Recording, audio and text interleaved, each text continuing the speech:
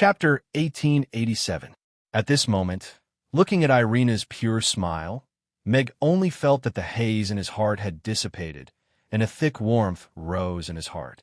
Irina saw that Meg was a little dazed as he looked at her, and the corners of her mouth curled up slightly. However, she said coquettishly, "Someone said that he would wait for others to take the initiative. Don't fall for me so easily." "Yeah, I can't even control myself." "You can only blame yourself for being too beautiful," Meg said leisurely with a smile on his face.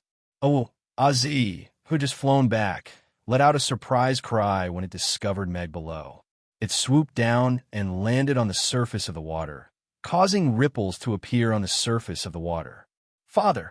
Seeing that Meg and Irina were fine, Amy breathed a sigh of relief. Then she asked curiously, "Where are the demons? Have you guys already dealt with them?" "There didn't seem to be any demons in the cave, so we went around and came back." Meg smiled and shook his head. "I see." Amy nodded. She was a little relieved, but also a little disappointed. "Let's go. We'll go around the area again. It's time to go home." Meg jumped onto the griffin, put away the kayak, and let Ozzy rise into the air. Ozzy carried everyone to a beautiful valley of flowers. The two children carried garlands and embarked on the return journey with satisfaction. "This is so fun. I love playing like this. Can we come out to play like this more often in the future?" Amy held a bouquet of flowers in her hand and a beautiful garland on her head. She looked at Meg with anticipation. "Of course. If you like, we can come out to play as a family on our days off in the future." Meg smiled and nodded. Seeing the smiles on the children's faces, his mood brightened. "Father is so nice." Amy jumped up and hugged Meg's neck, kissing him on the cheek. "I was the one who suggested coming here today," Irina said indifferently. She looked straight ahead as if she had just said it casually. Amy also kissed Irina on the cheek and said with a smile, "Mother is also very good."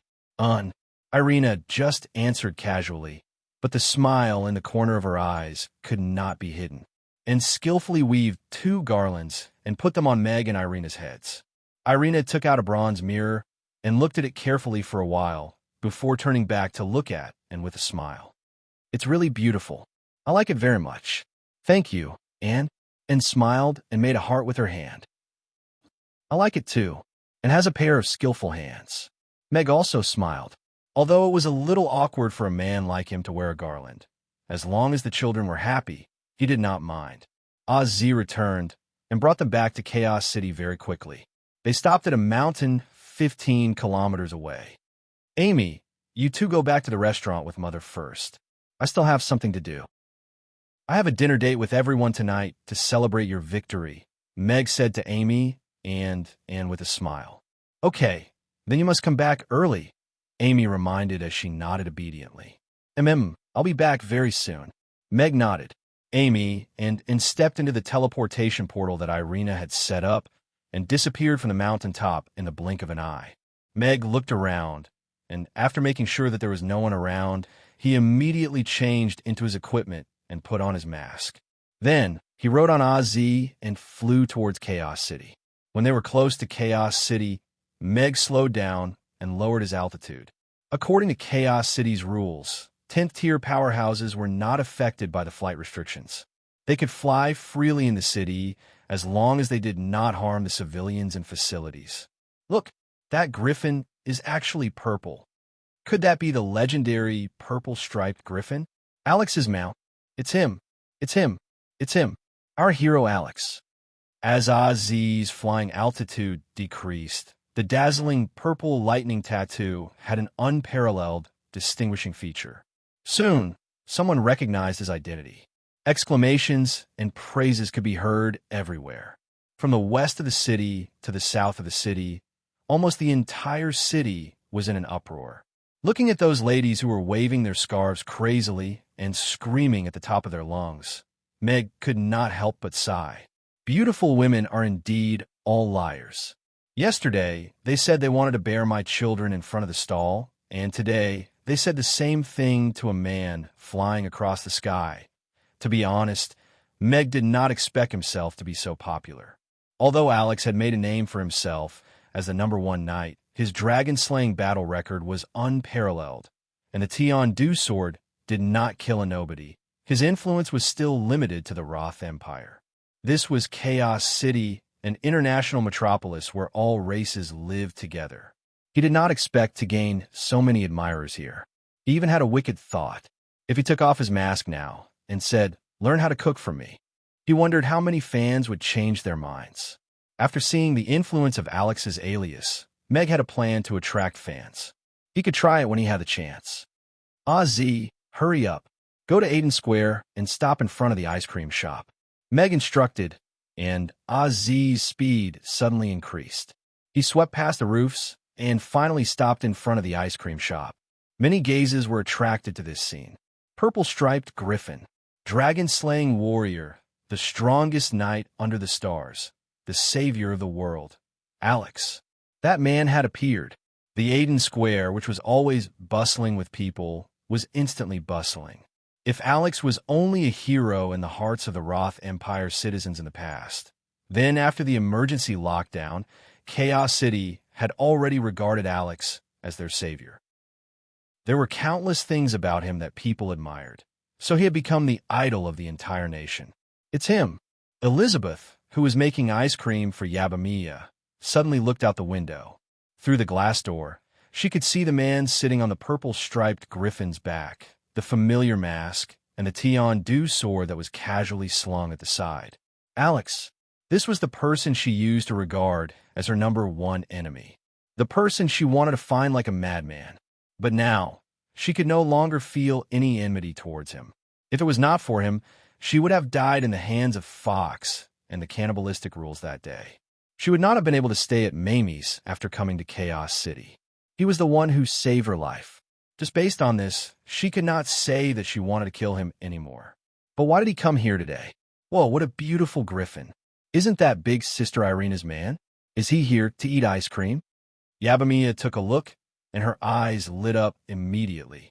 They had fought together with Alex at the Goblin's border, so she was not afraid of him. She only felt that he was a very cool man. Of course, he was very compatible with Big Sister Irina. Meg pushed the door open and said to Elizabeth, "Elizabeth, I want to talk to you alone." Chapter 1888. All eyes in the shop immediately focused on Elizabeth. It turned out that Alex wasn't here to eat the ice cream, but to find this beautiful lady. Elizabeth was also a little surprised. She looked at Alex, who was standing at the door, and was silent for a while. She handed the ice cream in her hand to Yabamiya and followed him out. "I found this token in a cave today. I think I should give it to you." Meg looked at Elizabeth, who was walking out of the door, and took out the frost token.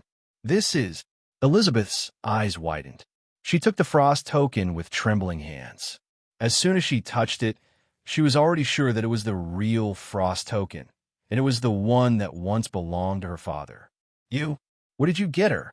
Elizabeth looked at Meg with reddened eyes, and her voice was trembling. "In a cave. There should be more people going there in the next 2 days. If you want to see it for yourself, I can get them to take you there." Meg looked at Elizabeth calmly. He could understand how she felt at the moment.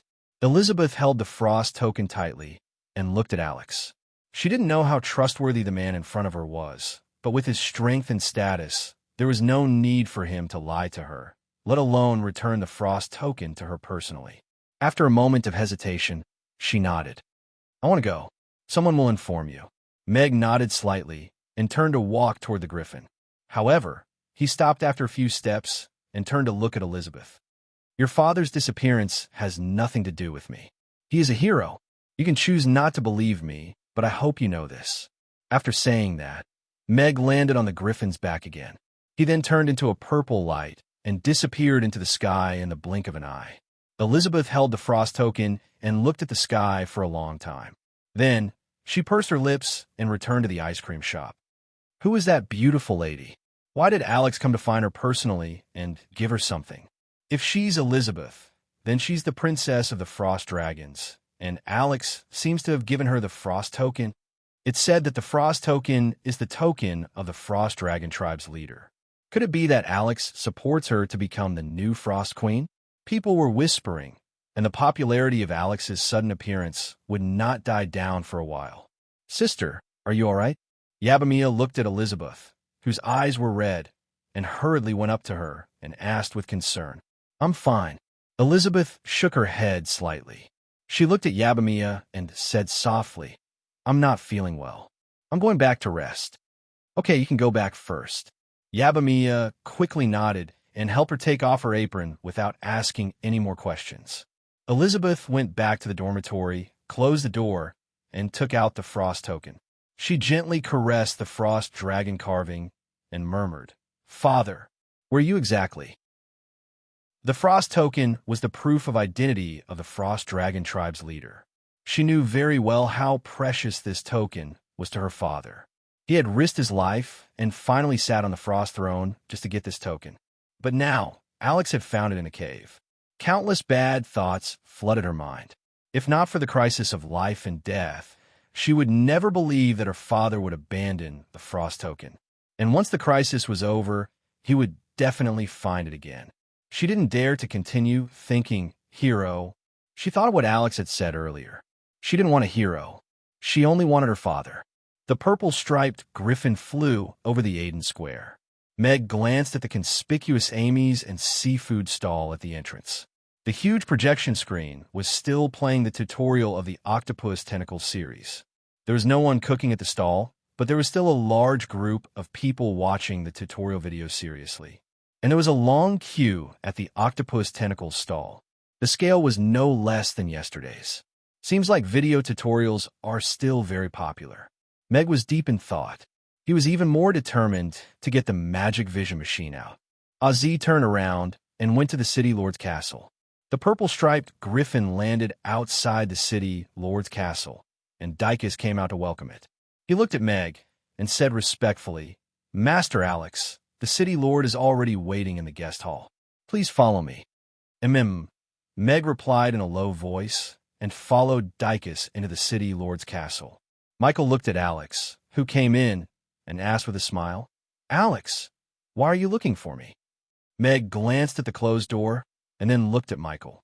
He went straight to the point and said, "We found a second Great Old One seal, but the seal has been destroyed, and the Great Old One is missing." "What?"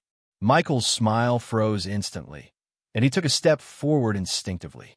"You're saying that a devil has broken free from the seal and come to the world?" "Yes." Meg took out the photo stone and played the scene they had recorded for Michael. Looking at the familiar mural on the broken stone door and the broken seal spell formation at the bottom of the water, Michael's expression gradually became serious. Could this be the other half of the devil's body outside Chaos City? Michael asked Meg. From the looks of the mural, the possibility is not small. Meg nodded and continued. "But there's nothing left at the scene that's related to the Great Old One. But from the traces in the cave, it seems like there was a very intense battle there. I found a dragon scale and a frost token at the scene." Meg took out the frost dragon scale and passed it to Michael. "I've already passed the frost token to Rankster's daughter, Elizabeth. You're saying that Rankster had an intense battle with the devil in that cave," Michael said with a frown as he sized up the dragon scale in his hand. The traces of the battle were left behind by a giant dragon, and this dragon scale and frost token were left at the scene. "I can't think of a second dragon apart from him," Meg said calmly. Michael nodded and agreed with Meg's judgment. He said, "The devil has broken free from the seal, and this is a huge crisis for the entire Norland continent. I have to inform all the races immediately to raise their vigilance and guard against attacks from the devil. At the same time, I have to increase the defense level of the Thunderstorm Mountains." Meg nodded slightly. This was something that he didn't need to be involved in. However, he still looked at Michael and said, "Please help me tell Douglas that I was the one who passed the frost token to Elizabeth." "Understood." Michael nodded thoughtfully. Meg turned to leave. "This is really one problem after another. It's making me bald." Michael scratched his head and let Dicus in to start drafting the notice. Chapter 1889. After Ozzy left the city, Meg casually found a place to parachute before riding his beloved bicycle back to the city. As the sun set, Meg returned to the restaurant and began preparing for the dinner party. The main character of the dinner party was Amy, so other than the people in the restaurant, Meg also invited Daphne, Jessica, Ignatsu, Jeffrey's family, and teacher Luna. Crassus and Julian were naturally invited. As Amy's teachers, the reason why Amy's strength could improve so quickly was naturally because of the two teachers' meticulous guidance. I've already informed Michael. The various races should receive the news soon. However, the Great Old One is in the dark now, and we're in the open. I'm afraid it'll be difficult to form an effective defense, Meg said to Irina, who was leaning against the door frame and eating grapes as he chopped vegetables. The problem is, even if we can find it, can we kill it? Irina asked Meg. If its ability is the same as that octopus monster, we won't be able to kill it, nor will we be able to stop it from leaving. Meg shook his head. Unless we build another ceiling array formation, trick it into the ceiling array formation, and seal it again. Do you think they're stupid? Any stupid thing can't live for millions of years, let alone a great old one that has already learned how to control people's thoughts. Meg shook his head. In the face of such a powerful and cunning opponent, a sense of helplessness would always arise in one's heart. Then there's no need to worry. We can't find it or defeat it anyway. Why don't we build another ceiling array formation beside the seal at the Thunderstorm Mountains and wait for it to come to us before stuffing it in? Irina said calmly as she spat out a grape seed. Meg thought for a while and nodded. That's a good idea.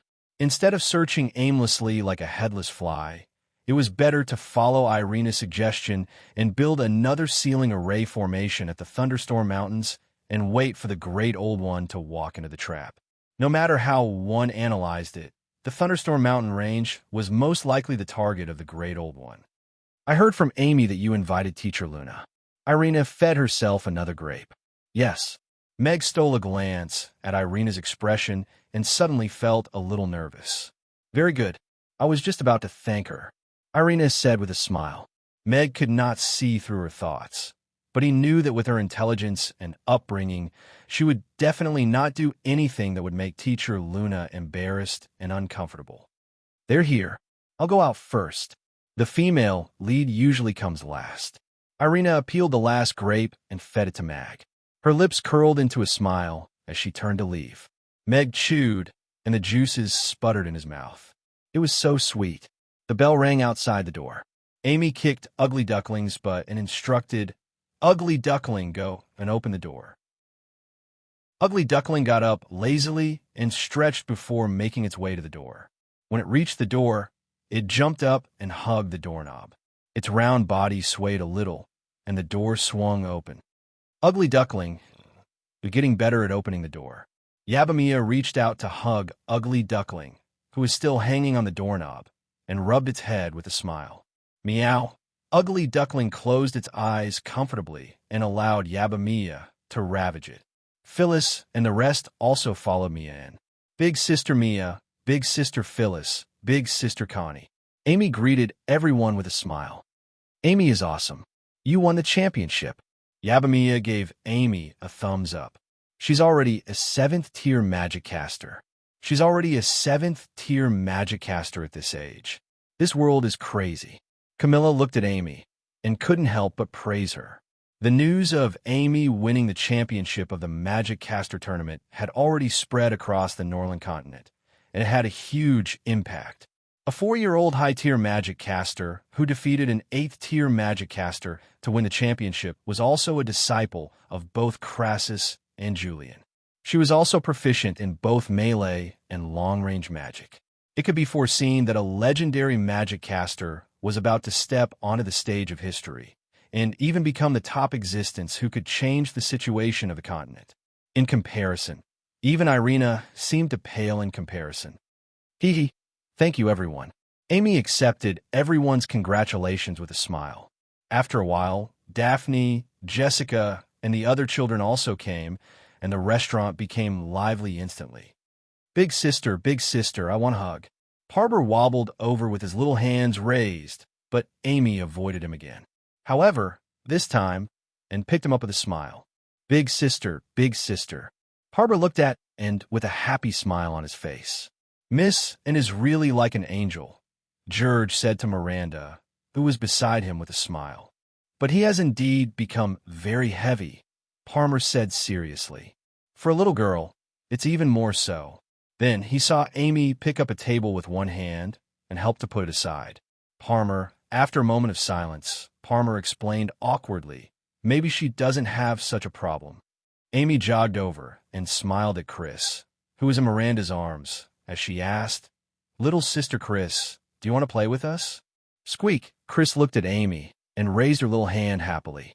But Chris can't walk yet. Miranda was a little hesitant. Parmer stood up and said firmly, "It's okay.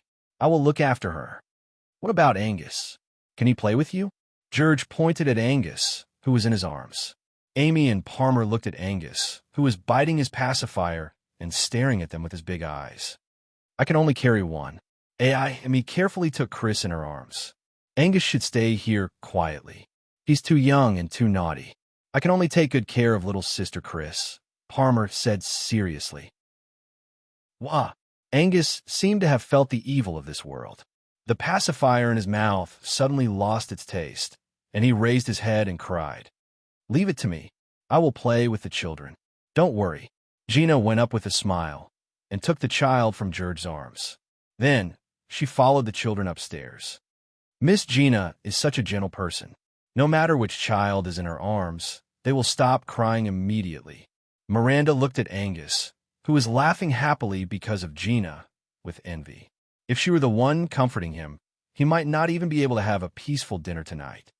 "Yes, Mamie Restaurant is the only place where I can have a peaceful meal." George nodded in agreement. It was too difficult to take care of 3 children, even with the help of the auntie. No pop-up window. Chapter 1890. Alex found a frost token, but he didn't find Rankster. Moreover, this matter is related to the devil, so I'm afraid he has already met with misfortune. Douglas waved the letter in his hand and looked at the elders and powerhouses of the Frost Dragon tribe with a frown. The expressions of all the dragons changed when they heard that.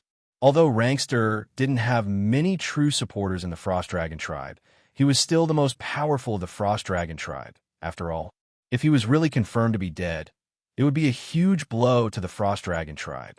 He is really dead? Fox, who was sitting at the end, had his eyes lit up. The news that he wanted to hear the most was finally confirmed. However, he didn't expect it to be revealed by Alex in the end. However, all this wasn't important. Elizabeth had already left the Frost Dragon tribe, and she was the only candidate for the chief now. As long as she got the Frost token, she would be able to become the chief of the Frost Dragon tribe legitimately. "Great Elder, where's the Frost token now?" Fox tried to ask as calmly as possible. "The Frost token is the token of the chief of the Frost Dragon tribe. It should be retrieved as soon as possible." Douglas glanced at Fox and frowned slightly. The Frost token was handed over to Elizabeth by Alex. "What?" Fox stood up immediately and agitatedly said, "How can such a precious item fall into the hands of traitor?" "Elizabeth is a member of the Frost Dragon tribe and Rankster's daughter. How is she a traitor?" Douglas' voice had a tinge of displeasure. Fox realized that he was a little too agitated. He quickly lowered his head and respectfully said, "Great Elder, Elizabeth colluded with Alex to break the rules of the duel. She even severely injured me and almost killed me before escaping from Frost Dragon Island. Is such behavior considered a traitor?" "Yes, Great Elder. This woman is as unruly and cruel as Rankster. If we keep her in the tribe, she will definitely cause a disaster. She might even raise another Rankster. This time, she must have a grudge against the Frost Dragon tribe. Why don't we kill her as soon as possible while she's still young to get rid of future trouble?" Second Elder and Third Elder chimed in with a cruel look on their faces. The other elders had different expressions, but they didn't refute. "Utter nonsense. Elizabeth is pure and kind, completely different from Rankster. If she wasn't forced into a corner by you, why would she fight back? You fellows must be afraid that our Frost Dragon tribe will not decline. That's why you're racking your brains to get rid of your outstanding juniors. I'm ashamed to be associated with you." The Sixth Elder slammed the table and shouted angrily, "What? Old Six, don't be foolish. If that lass Elizabeth really becomes the chief of our Frost Dragon tribe, Our days will only be worse than when Rankster was around. The second elder said in a low voice with a displeased expression. Elder Lu looked at the elders mockingly. If not for Rankster, our Frost Dragon tribe would have long fallen out of the top 10 dragon tribes, let alone be on par with the Golden Dragon tribe. With him around, you won't be able to do as you please. However, to us Frost Dragons, this is a rare period of upward development in thousands of years. If Elizabeth can become the next Rankster, not only will I not object, but I will also support her with all my might. Enough! Douglas interrupted everyone's argument with a dark expression. His sharp gaze swept past all the elders and Fox, and he said in a low voice, Elizabeth is the most talented member of our Frost Dragon tribe in the past few hundred years. Although the Frost token is a precious item of our tribe, it's also a relic of Rankster. It's unreasonable to ask for it back by force now. Great Elder. Fox's expression darkened as he tried to say something. If you don't want to give up, you can go to Chaos City and ask for it yourself. Alex is in Chaos City. Why do you think he handed the Frost token to Elizabeth in such a high-profile manner? Douglas looked at Fox coldly. Fox choked and swallowed his saliva subconsciously. The person he didn't want to see the most was Alex. How would he dare to go and ask for the Frost token? If we push her away again, the Golden Dragon tribe will take her away without hesitation. They might even be willing to let her sit on the Golden Throne. Douglas looked at everyone and said in a low voice, By then, we won't have any confidence to stand on par with the Golden Dragon tribe. The sealed land isn't on the Golden Dragon Island, but under the Dragon Island? Lewis couldn't help but exclaim as he looked at the notice he just received.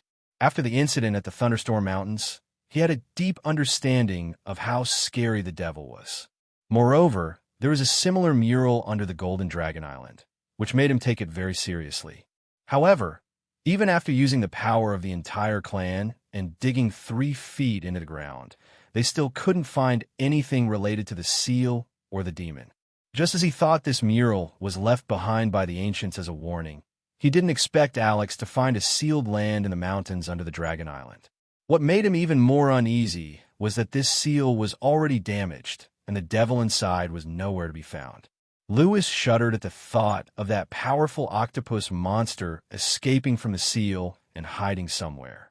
I have to go to that seal to investigate as soon as possible so that we can discuss how to deal with it. Lewis paced around the hall with an anxious expression. Initially, I thought that the Thunderstorm Mountains incident had already been settled. Who would have thought that there would be another wave today? A demon that has escaped the seal is indeed a headache. Andre sat on the high seat and looked at the notice in his hand with his eyebrows tightly knitted. The faces of the officials below were also filled with worry.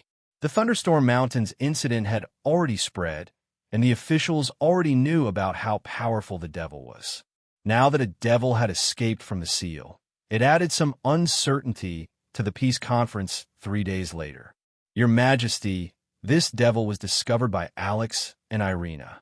Could it be that the two of them deliberately released fake news in order to control the peace conference? An official questioned as he stood up.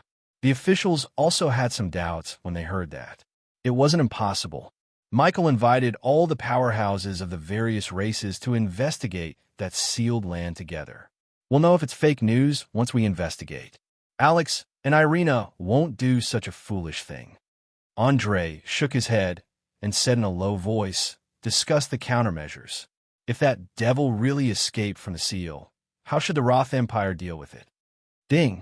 The bell outside the door rang again. Amy, who had just come down from upstairs, skipped to the door with an ice cream in her hand. Teacher Luna and Irina were chatting outside the door. Chapter 1891. In the kitchen, Meg's eyelids twitched as he watched Irina and Luna, who were talking and laughing as they walked in. However, he heaved a sigh of relief when he saw that Luna was smiling without any embarrassment or awkwardness. Seems like I've really gauged the heart of a gentleman with my own yardstick. Meg complained about himself and his heart calmed down a little. A stable harem could indeed calm a man's heart. When all the guests arrived, the children also came downstairs. Everyone raised their glasses to celebrate Amy's victory in the Magic Caster Tournament, and the dinner began in a relaxed and happy atmosphere. Amy's achievement was too shocking, but it didn't create much pressure for the other children. After all, it was too unrealistic, and it lost the effect of educating them. Meanwhile, Amy didn't care about this achievement that others thought was invincible at all, and didn't change the way she interacted with her friends. The delicious food made the atmosphere of the gathering more cheerful and pleasant, and the children were so busy that they couldn't stop eating. Amy, did you bring back that golden trophy? Jessica asked as she pointed at the championship trophy placed on a shelf behind the counter in a conspicuous position. Yes, I bit into it. It's really made of gold. Amy nodded her little head and smiled, revealing her neat teeth. Wow! The children's eyes lit up. Although they didn't know how precious this trophy was, since it was made of gold, it could definitely be exchanged for a lot of delicious food. I heard that little boss is the youngest magic caster in the history of the Magic Caster Tournament. She's even more amazing than Princess Irina back then. She's the light of our chaos city, George said in awe. Miranda pinched his leg with her hand under the table and gave him a look. George, who was wondering why he was pinched, saw Irina, who was looking at him diagonally with a half-smile, and immediately realized that he had said something wrong. His expression became a little awkward. Yeah, little Amy is indeed very capable. She's much more capable than I was back then. Irina smiled and nodded. She wasn't angry at all. After all, it was her daughter who was being praised. Your Highness, I didn't mean that. George rubbed his belly awkwardly. After all, she was the princess of the elven race. No matter how stubborn he was, he wouldn't dare to criticize her. Fortunately, she didn't mind, so he heaved a sigh of relief. Teacher Luna, I heard that you're setting up a foundation recently, right? Irina looked at Luna, who was sitting beside her, and asked softly. Luna nodded and said, Yes, it's mainly a foundation for children's education and life support. Irina smiled and said, That's good.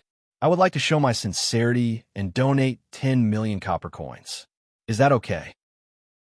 If Miss Irina is willing to contribute some love to the children, then I would be very grateful. Luna hurriedly stood up and bowed to Irina. You're welcome. This is just a small token of my sincerity. You're the one who is truly working hard for the children. Irina stood up and supported Luna with a sincere expression. I'm only doing my part. There are still many things that I can't do well, Luna said in an embarrassed manner. How could that be? Teacher Luna is the kindest teacher in the world. She's a super good teacher. Amy looked up at Luna with a serious expression. Teacher Luna is the best. Jessica nodded in agreement. Little ones. Luna looked at the two children, and a smile appeared on her face. The two little ones had once lived on the streets in precarious conditions. Now that they were living happy lives, she was quite gratified. Meg raised his wine glass and took a sip of red wine as he looked at Irina with appreciation. This woman was like a glass of mellow red wine. The more one tasted it, the more one would discover her beauty. She was so captivating that one couldn't extricate themselves from it. After the table of dishes was almost finished, the children went to play again, and the adults chatted idly. Mr. Meg, I have something to discuss with you. Are you free now? Luna walked over to Meg, who was brewing tea, and said with a smile, Please wait a moment, Teacher Luna. I'll bring the tea over to them, and we can talk later.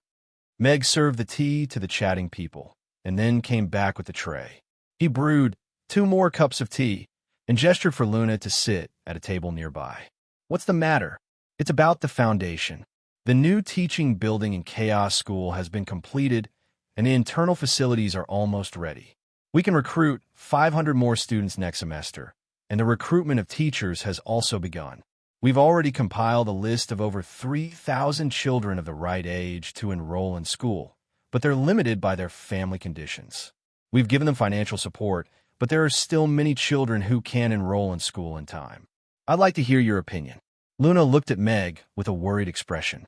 Meg also frowned slightly upon hearing that. The foundation had received a lot of donations, but was limited by Chaos School's teaching ability at the moment. It wasn't that Chaos School wasn't doing anything. Chaos School was a comprehensive school with students from all races. The teaching content ranged from basic language and writing to combat teaching that suited the characteristics of each race. It was inclusive and had high requirements for the teachers. It was already doing its best to enroll 500 more people in a short period of time. However, that meant that there were still over 2,000 children of the right age who couldn't enroll in school. Time waited for no one. Perhaps some of the children would be old enough to make a living by themselves next year. If they missed it, it would be a lifetime. After thinking for a while, Meg looked at Luna and said, "Why don't we build a new school?" "A new school?" Luna looked at Meg with surprise. "Yes, since Chaos School can't enroll on a large scale in a short period of time, why don't we use the Foundation's funds to build a new school so that those children can enroll in school?" Meg nodded and continued, "This new school will be different from Chaos School. We will only teach the basic cultural subjects, which are arithmetic, the common language, writing, and some basic general knowledge. We won't teach classes like combat and magic." "I see." Luna pursed her lips as she considered the feasibility of Meg's suggestion. Meg waited for a while before saying, "I think for these children, magic and combat might be very far away. Their goal in the past was to survive. If we can teach them some practical knowledge and let them step up from the bottom, it might be able to change their future." Luna's eyes gradually lit up. She looked at Meg and nodded as she said, "I agree with you.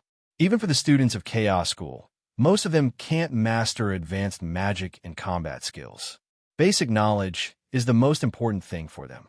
If we can let those children learn basic knowledge, it will definitely be a good thing for them." Chapter 1892. Luna looked at Meg with admiration. Mr. Meg was always able to find the core of the problem and come up with some brilliant suggestions. Luna hesitated and said, "However, it's not easy to build a new school. We might be able to build a school campus, but where can we find suitable teachers? The problem of teachers is actually easy to solve. Our aim is to let the children go to school first, and we won't consider professional skills and practical teaching for now. We can try to rehire the retired teachers of Chaos School. Then, we can publicly recruit a batch of outstanding young talents. With the expansion of the Chaos School's teaching team, there should be many reserve teachers during this period, so we have a lot of choices. With the old teachers leading the new teachers, we can quickly form a new teaching team, and we will be able to satisfy the problem of children going to school," Meg said. Luna's eyes lit up even brighter. She nodded and said, "There are indeed many retired teachers in Chaos School. If they are willing to rehire and impart their rich teaching experience to the new teachers, they will definitely be able to get on the right track quickly. However, building a new school is not a small matter. Chaos School is the only school in Chaos City for so many years. I wonder if the City Lord's castle will approve it." Meg looked at Luna with a smile. "Leave the construction of the new school and the communication with the City Lord's castle to me, but the rehiring of the old teachers and the recruitment of the new teachers will be left to you, Teacher Luna. There is still about 20 days before the start of the next semester. If we hurry up, we might be able to let the children start school in the new year. All right, I will go to the school administration office to sort out the list of the retired teachers after I go back tonight, and then visit them one by one." Luna nodded. She was very motivated. It would be great if all the children could go to school. Irina walked over with a smile and said, "If you only need teachers to teach the basic classes, there are also some librarians and noble private teachers among the Night Elves. They might be able to help." "That's great." Luna's eyes lit up. The elves' long lifespan and learning ability far exceeded that of other races, so they had amazing knowledge. Librarians and private teachers were the best among them. She bowed slightly to Irina and said gratefully, "Thank you so much." "You're welcome. What you've done is admirable," Irina said sincerely as she looked at Luna. "Teacher Luna, if you want to establish a new school, can Amy also invest?" Amy suddenly came up and looked at Luna expectantly. "Little Amy, are you going to invest your pocket money?" Luna looked at Amy with a smile. She did not expect the little rascal to know the word investment. "But we're not doing business here. We're just trying to let more children go to school, so don't invest." Teacher Luna, actually, I have another suggestion. If we want to run this new school in the long run, I think we should turn it into a business. Anything that relies on love will not last long. We should pay the outstanding old teachers who are rehired a higher salary. We should also let the new teachers get the same treatment as the teachers in Chaos School. We can't let the children suffer, and we can't disappoint the teachers. Other than respect, we should also give them a salary that can support their dignity. Only in this way can we recruit even more outstanding teachers and let the children get a better education. And all these require a lot of funds. If we only rely on the foundation's blood transfusion, it won't be a long-term solution. We need to make it have its own blood-producing function. In the initial stage, our goal is to let those children from poor families go to school. But if our school is good enough, I believe the residents of Chaos City will be willing to send their children to our school. And we can charge a suitable tuition fee to fund the school's operation. We're doing public welfare, but we should treat it as a business and a career right from the start. That way, even if the foundation can't raise funds one day, the school can still survive on its own, Meg said to Luna seriously. Luna pondered seriously for a while after hearing that. Her eyes gradually lit up as she looked at Meg. Then, how should we do it? Meg thought for a while and said, we'll use the foundation's current funds as the initial capital. We'll accept some external investment, but we have to have the absolute control of the school in the hands of the foundation. With the foundation's current scale and what we're going to do next, you'll also need to hire a team of accountants to share your work in accounting and do it more professionally and transparently. Luna nodded. She took out a small notebook from her bag and wrote down what Meg said. Irina looked at Meg with a little surprise. She didn't expect him to have such professional views in this aspect. Apart from his culinary skills, there was another side that she was curious about. So, can I invest now? Amy blinked. Her father had said that investing was something that could make money grow. She liked money babies. Then, how much are you going to invest, little Amy? I'll write it down for you in my notebook, Luna said with a smile. She was very pleased with Amy's enthusiasm. Amy thought for a while and said, 100 million. Is that enough? Luna was stunned. The noisy restaurant gradually quieted down. Everyone was looking at Amy in shock. Is it too little? Amy looked at the strange expressions on everyone's faces and thought seriously for a while. Then, I'll add another 100 million. Little Amy, 100 million is a lot of money. Luna smiled helplessly. The little girl must have gotten the amount wrong. Yes, I know there are a lot of zeros. Amy nodded. But I really do have them. If you don't believe me, you can ask my father. Luna and everyone looked at Meg. Amy won a large sum of money in this competition. If she wants to invest 100 million copper coins to build a new school, I'm in favor of it. Meg nodded with a smile. So you're saying that little boss has already earned her first 100 million when she was 4 years old? George gulped. He was in disbelief. So, little Amy has quietly become the richest little rich lady among us, Yabba Mia exclaimed. Luna also couldn't hide her surprise. A few months ago, Amy didn't have enough to eat, but now she wanted to invest 100 million copper coins in a new school in her name. Chapter 1893. The investment of 100 million copper coins was settled in a blink of an eye. Little boss Amy already had the aura of a big boss. Meg agreed to let Amy invest 100 million copper coins, but it was basically a public welfare investment. In the early stage, it was basically burning money to support poor children to go to school, but it was still unknown whether they could rely on their excellent teaching results to get others to pay to send their children to school.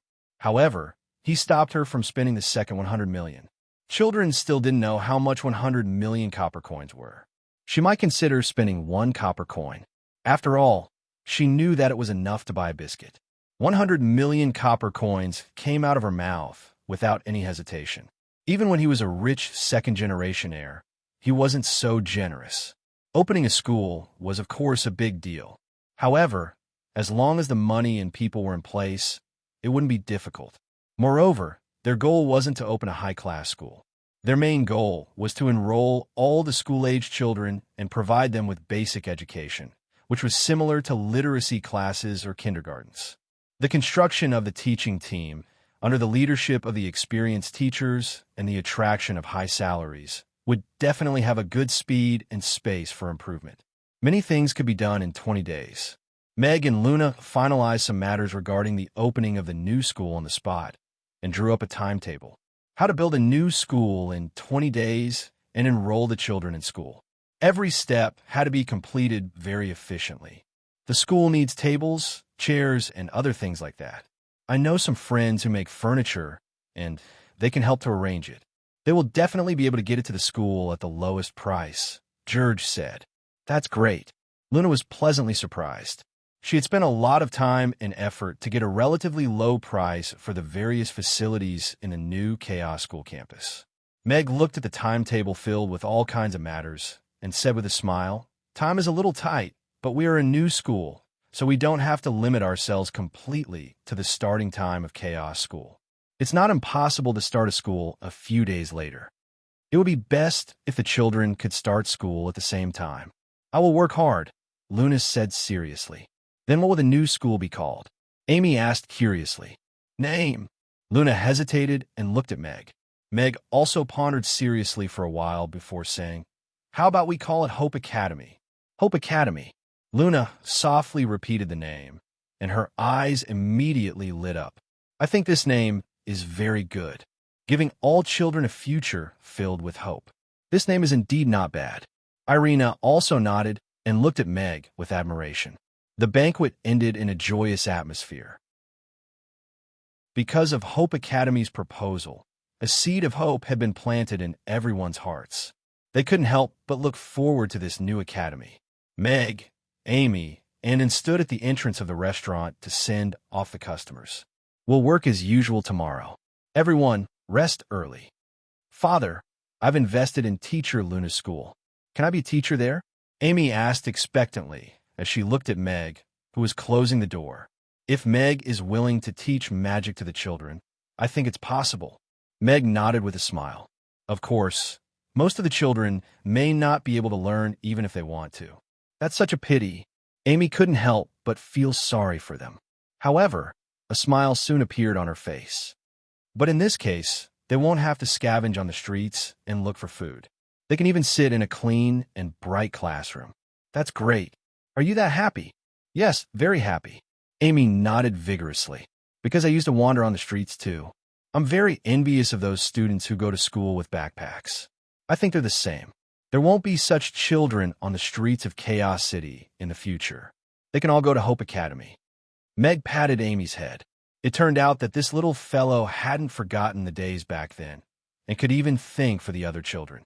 20 days. Are you sure it's enough time? Irina asked Meg as she walked down from the corner of the stairs. "Leave professional things to the professionals. I'll go to the City Lord's Castle tomorrow. I think the City Lord's Castle will give us some preferential treatment in terms of policies. As for the construction team, I already have a few dwarven construction teams that I'm familiar with." Meg nodded. Irina shook her head slightly and said, "Leave the construction of the school building to the night elves. The dwarves' craftsmanship is too rough, and their aesthetics are too poor. If they build a batch of square teaching buildings, it will obliterate the children's nature. You just need to give me a rough blueprint." "That's great," Meg said almost instantly. The dwarves were indeed crazy about construction, but in terms of aesthetics, they were really weak in front of the elves. A school was a more special building. It could let the children have a happy childhood and a comfortable study environment, so it was naturally the best. System, give me a blueprint of school that can accommodate 10,000 students. It has to have a fresh style, and it's best if it can make students of all races feel at ease. The cost can't be too high, on the premise that the quality is guaranteed. Save as much as possible. Wait. Host, this system hasn't agreed to your unreasonable request yet. Please stop your request. The system's voice sounded. This is for the children. Host, please face up to your identity. You're a candidate for the god of cookery, and not some kind savior. Your direction of effort should be to create more delicious food, teach more people how to cook, and gain more believers. Don't waste time and energy on other things," the system said seriously.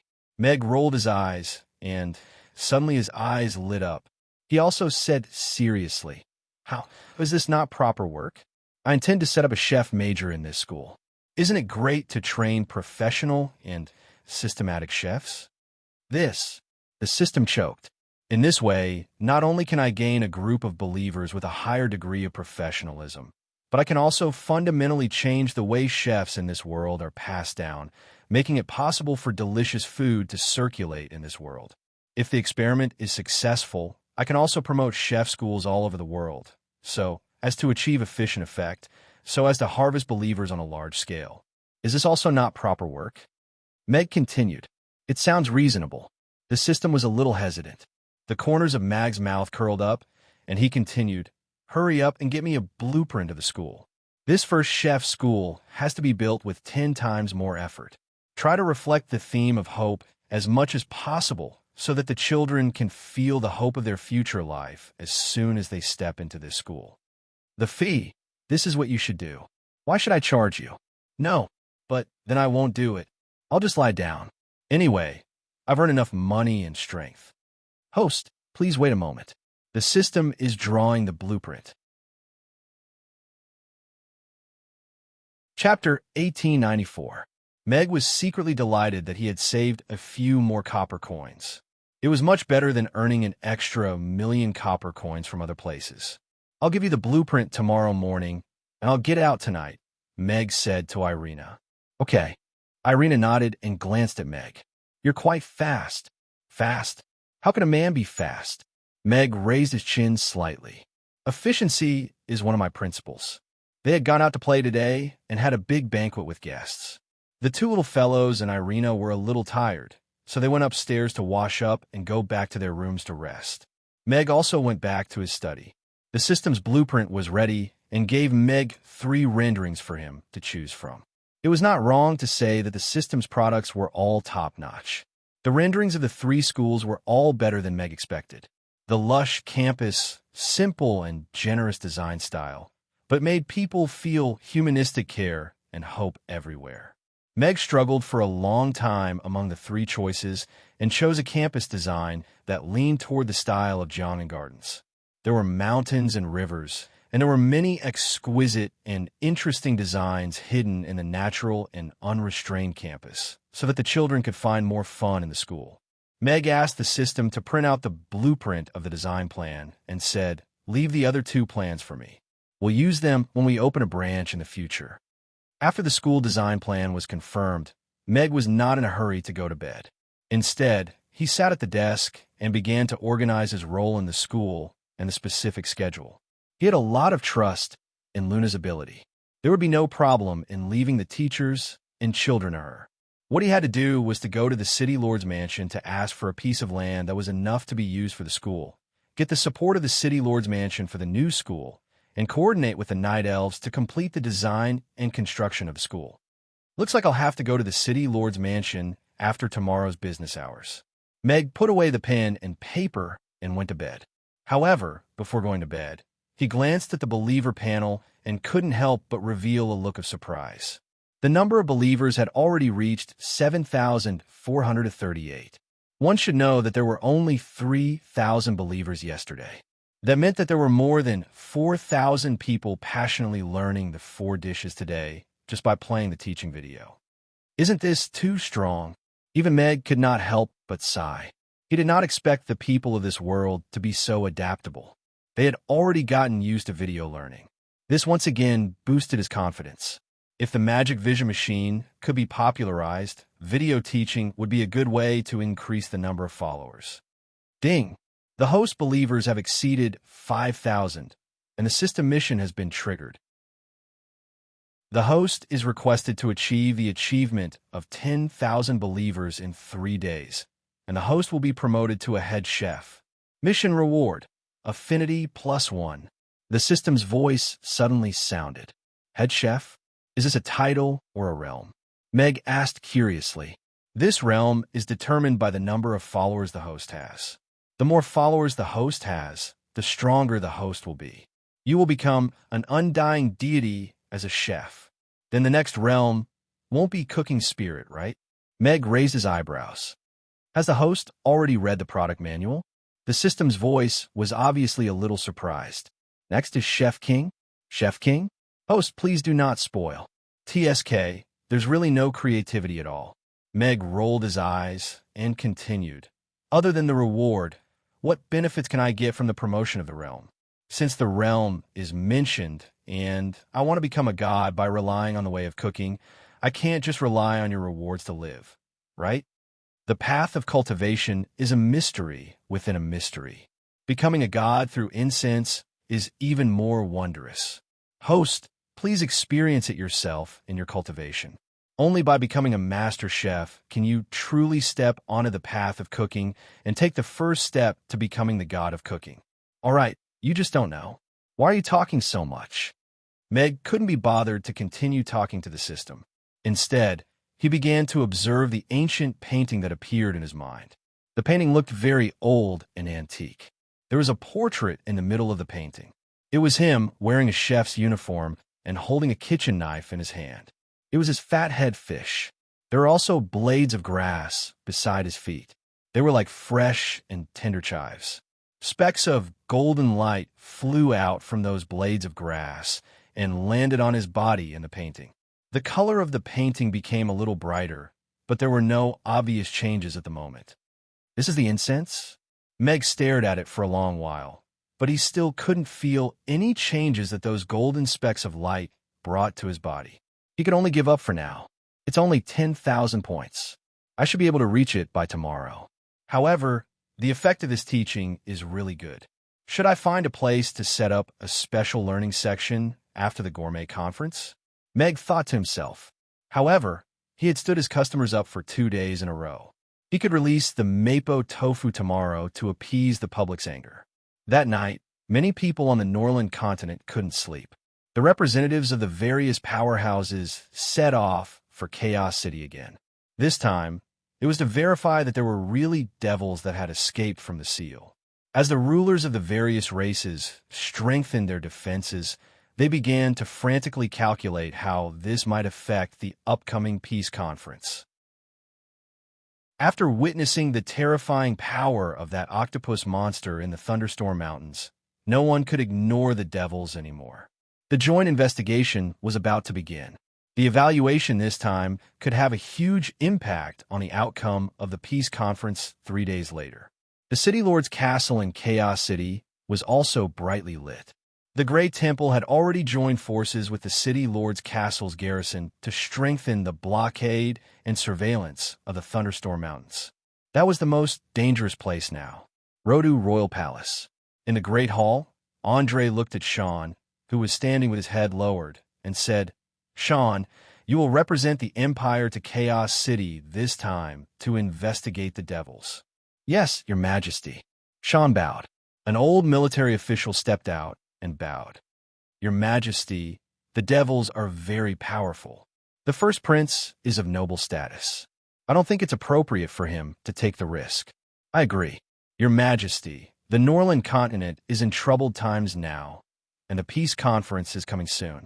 I'm afraid something might happen if the first prince goes." Soon, a few other officials stepped out. There were both civil and military officials, and they expressed their concerns about Sean going to Chaos City. Josh stood at the side with a calm expression. He didn't say a word. Sean also stood with his head lowered. He was just following orders. Andre frowned. He looked at the officials and coldly said, "It's just investigating a broken seal with other races. If you don't even have the guts to do this, you're useless." Sean bowed again and said, "Your Majesty, I'm willing to go." Chapter 1895. Last night, Luna had been looking through the information of retired teachers in the archives until the latter half of the night. Later, she was too sleepy and fell asleep on the table. Early this morning, she took the list of retired teachers and their contact information and prepared to visit those old teachers. Her first target was a teacher of common language who had just retired last year, Tassir, a humble and polite old gentleman. The carriage stopped outside an exquisite house. Luna got off the carriage and knocked on the door.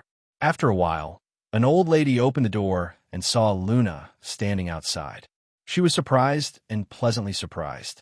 "Luna, why are you here?" "Good morning, Mrs. Bylinda. I'm here to see Teacher Tessir," Luna said with a smile. She had been to Mr. Tessir's house before. "He's trimming his flowers and plants in the backyard. Come in first. 2 days ago, he mentioned you young teachers," Mrs. Bylinda said with a smile and welcomed Luna in. The wooden house was a bit old, but it didn't have the slightest smell of decay. Instead, it was classical and elegant. The ground was covered with a brown carpet, and a burning fireplace made the room very warm and comfortable. There were 2 sofas in the living room. The cushions were knitted by the skillful Mrs. Bylinda. The exquisite decorations in the room were almost all made and arranged by Teacher Tessir himself. "You sit for a while. I will call him," Mrs. Bylinda said to Luna and walked to the back door. After a while, a hale and hearty old man walked into the living room. He looked at Luna, who was standing in front of the fireplace and looking at the paintings on the wall. He smiled and said, "Luna, why are you free today to come and sit with me for a while?" Luna turned around and looked at the old man, who was well-dressed even at home. She smiled and said, "I haven't seen Mr. Tessir and Mrs. Bylinda for a long time, so I specially came to see you today. Have a seat. I'll make you a cup of coffee. The kids just brought it over 2 days ago. It's good stuff." Tessir walked over to the bar counter and grabbed a handful of coffee beans to put into the grinder. He shook the joystick with his hand while looking at Luna. "I heard that you have been busy building a new school building for the children. How's it going?" "The new school building has been completed, and the interior decoration is almost complete. Now, we just have to wait for school to start, and we can send more than 500 poor children to school," Luna replied with a smile. "More than 500 children?" Tessir stopped what he was doing and gave Luna a thumbs up with eyes full of admiration. "Luna, you have really done a great deed for those children. The younger generation will surpass us in time. The younger generation will surpass us in time. I only did what I could. It was those kind-hearted people who donated to the foundation that allowed these children to go to school." Back then, the principal also told me that he wanted to expand enrollment, but it hasn't been easy for our school all these years. Giving out 100 scholarships every year is already the limit. You have solved the problem of 500 children going to school in one go. You don't have to be humble at all, Tessir said with a smile as he continued to grind the coffee. Luna looked at Tessir and pursed her lips. Although 500 children can go to school when the next semester starts, there are still more than 3,000 children in Chaos City who can't go to school. You know, if they miss school, they will have no choice but to do the lowest and hardest jobs. They won't have any chance or ability to change their fate. Tessir slowly stopped what he was doing and let out a long sigh. He lamented, "In the past, I always felt sorry for you for giving everything to those children and living a poor life. Moreover, you couldn't change anything. Apart from eating a full meal, those children still couldn't escape their own fate. Now that you have allowed 500 children to go to Chaos School, you have at least given them a chance to change their fate. However, our ability is ultimately limited. The fate of those 3,000 children is not something we can easily change. I know you also feel sorry for those children, and I also know that you are right. So, I have never asked the people around me to do the same for me." Luna nodded. She looked at Tessir and continued, "We can't, but what if there are more people like you? Those old teachers who have decades of teaching experience and still have the stamina to teach." "You mean?" Tessir looked at Luna perplexedly. Luna resolutely said, "I want to build a new school for those children. A new school that is different from Chaos School. It will only take in those children who can't go to school because of poverty." Tessir's eyes lit up, but he quickly calmed down. He hesitated for a while before looking at Luna and saying, "Luna, I know your intentions are good, but building a new school is not a small matter. Whether it's the investment of funds, resources, or teachers to teach the 3,000 students, I'm afraid we won't be able to support it with just us old fellows." "I know what you said. In terms of funds, the foundation still has sufficient funds at the moment. As for the procedures of the new school and the construction of the school buildings, there will be professionals in charge. As for the teachers in the school, We will recruit a batch of new teachers as the main force, but we will also need to hire a batch of experienced old teachers like you to lead them. Luna roughly explained the plan that she had discussed with Meg the day before to Tasir. Tasir's eyes became brighter and brighter. After hearing Luna's words, he stood up excitedly and looked at Luna. I didn't expect you to have such a detailed plan. Although running a school like this can't develop every child's nature and ability to the greatest extent, for those children, learning some practical knowledge can change their fate. At least, they will have more choices. I am willing to join this school and become a teacher again to give these children the last light and warmth. Mrs. Bylinda came out of the kitchen with a pot of boiling water and smilingly said, although my memory is starting to deteriorate, if you don't mind, I can also teach mathematics for a few more years or teach some young teachers how to teach. Thank you so much. Luna got up and bowed with a smile. Don't say that. We're just doing a small thing. Luna, you're the one who is putting in a lot of effort for these children.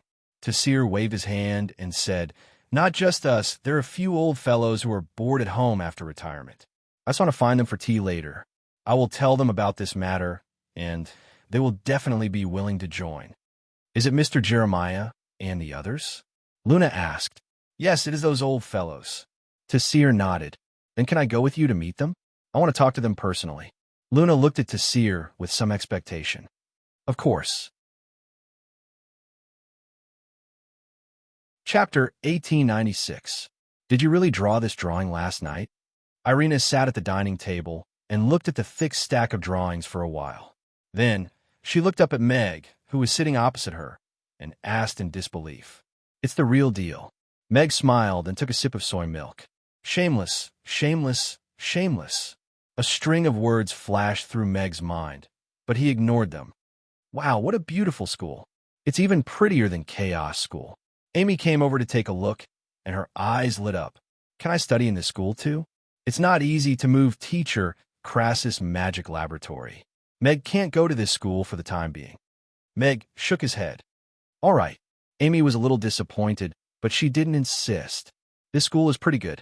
As long as the location is confirmed, I can get them to start building. Irina put down the drawings and looked at Meg. She felt that there were many mysterious things about him, and that made her even more curious. Meg nodded. After breakfast, I'll go to the city lord's castle and try to get a cost-effective plot of land. After breakfast, the ladies arrived one after another. Meg wrote a small blackboard and hung it outside the door. New product launched at noon today, Mapo Tofu. It was a very simple new announcement. Mapo Tofu? It sounds a little heavy? This tofu is really something. Did Mr. Mac hire a new employee named Mapo recently? I wanted to complain that Mr. Mac stood us up for the whole day, but I'll let it go for the sake of the new dish. The customers were discussing and looking forward to the new dish. The number of customers lining up today has increased again. Mr. Mac cured my illness of staying in bed for many years. You don't know how popular Mr. Mac is these days when he taught people to cook at the Gourmet Food Conference. He's out of the industry. That's terrible. It'll be harder to line up in the future. It was still early, but there was already a long line in front of the restaurant. Many customers couldn't help but complain. After the fast-paced morning business, Meg rode his bicycle to the city lord's mansion. It was still Dicus who received him. After hearing Meg's intentions, Dicus looked at him in surprise. You mean you want to build a new academy? Meg nodded and said, That's right.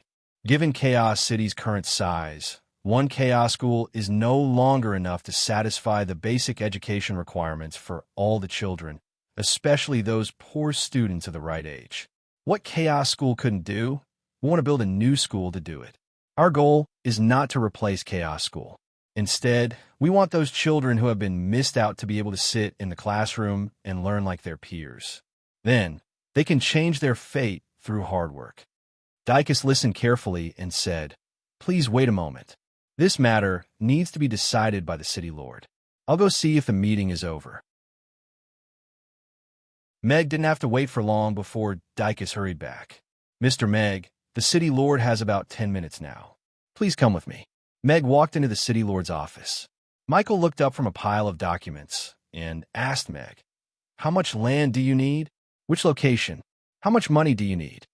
Meg was slightly stunned. He didn't expect Michael to be so straightforward. Dicus was also a little surprised. He didn't expect the city lord to give him the land and money without asking any questions. We're planning to build a school. I know. Then go ahead. Is there anything that Mr. Mack can't do? Michael smiled and pointed to the map hanging on the wall. The gray areas are empty. You can choose a location. Since he was so straightforward, Meg naturally didn't have any reason to be reserved. He waved his hand, pointed at the map, and said, "Then let's do it here. It's in the north of the city and slightly closer to the city center. It's convenient for the children to go to school. The area needs to be 1,000 acres. How much do you need?" Michael asked again. Meg shook his head and said, "I know that the city lord's castle doesn't have much money. The money will be taken care of by the foundation. We only need the city lord's castle to support us in terms of policy and execution." "I like your straightforward personality." Michael nodded. He turned to look at Dicus, who was dumbfounded. "Dicus, I'll leave this matter to you. Complete all the procedures as soon as possible and fully support Mr. Mack's work." "Yes, City Lord." Dicus nodded. Although he wasn't used to this, he still nodded. "Then I'll thank the City Lord on behalf of the children first. I won't disturb you any longer." Meg left the office. Dicus followed Meg out of the door. He looked at Meg outside the door and said, "Mr. Meg, it will take some time to complete the procedures for the transfer of the land. The specific policy support will also need time to be discussed. Do you think it's okay if I give you the land documents tomorrow?" "I'll have to trouble you then." Mag nodded and left with his bicycle. The transfer of such a large area of land only took a day. It was enough to show the city lord's castle's sincerity. Meg naturally didn't have a reason to rush them. He rode his bicycle to the north of the city. The land he drew was located in the middle of the slums in the north of the city and the wealthy district in the city. It was on the same central axis as Chaos School, symmetrical from north to south. This was a piece of barren land. Some parts of it were used for farming, but most of it was overgrown with weeds. It belonged to the city lord's castle, so there wasn't a problem of expropriation. Building a 1,000-acre college park on a piece of barren land in 20 days. I think it's doable. Meg looked at this piece of barren land and seemed to see a brand new school standing on it. The sound of reading and the laughter of children accompanied by the sound of reading. Meg went to the textile factory and told Irina, who was seriously patrolling the factory, that the land had been confirmed.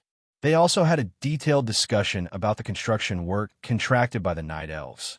What about the materials? Countless materials are needed to build such a huge school. Do you have any channels to get them? Mag asked the question that he was most worried about. Meg wasn't worried about the craftsmanship and aesthetics at all, but the materials were an issue that couldn't be avoided. I've seen your blueprint. Most of the buildings above the ground are made of wood. Since you've already confirmed the location, I'll bring them to plant the trees and plant the materials first. I'll need you to settle the materials for the ground. I don't like to do business with dwarves and goblins. They always think that we elves are stupid and have too much money, Irina said casually. I can buy the stone materials, but are you serious about planting the wood today? Meg looked at Irina and was a little confused. Chapter 1897. Do you know what the elven race has the most? Irina asked as she looked at Meg. Elf, plant, and nature magic casters. Irina smiled and said, just give us a piece of land and a handful of seeds, and we'll be able to turn it into a forest in a day. Meg blinked, and he suddenly realized that his thinking was still a little too narrow. After returning to the restaurant from the northern part of the city, Meg began to prepare for the lunch service again. The mapo tofu was destined to be the star of the show. It was a legendary dish, and it was a classic Sichuan dish that was often seen on tables in the Kingdom of Heavenly Province. Boss, what's the relationship between mapo tofu and tofu pudding? Yabamiya looked at Meg, who was grinding tofu, and asked with a curious expression. Meg thought for a moment before replying. It's probably the relationship between a young woman and an old woman. Then isn't the mapo tofu a little inferior? No, they both have their own tastes and pleasures. Meg shook his head with a smile. This little girl was still too young. One had to know that mature women could have their own special section.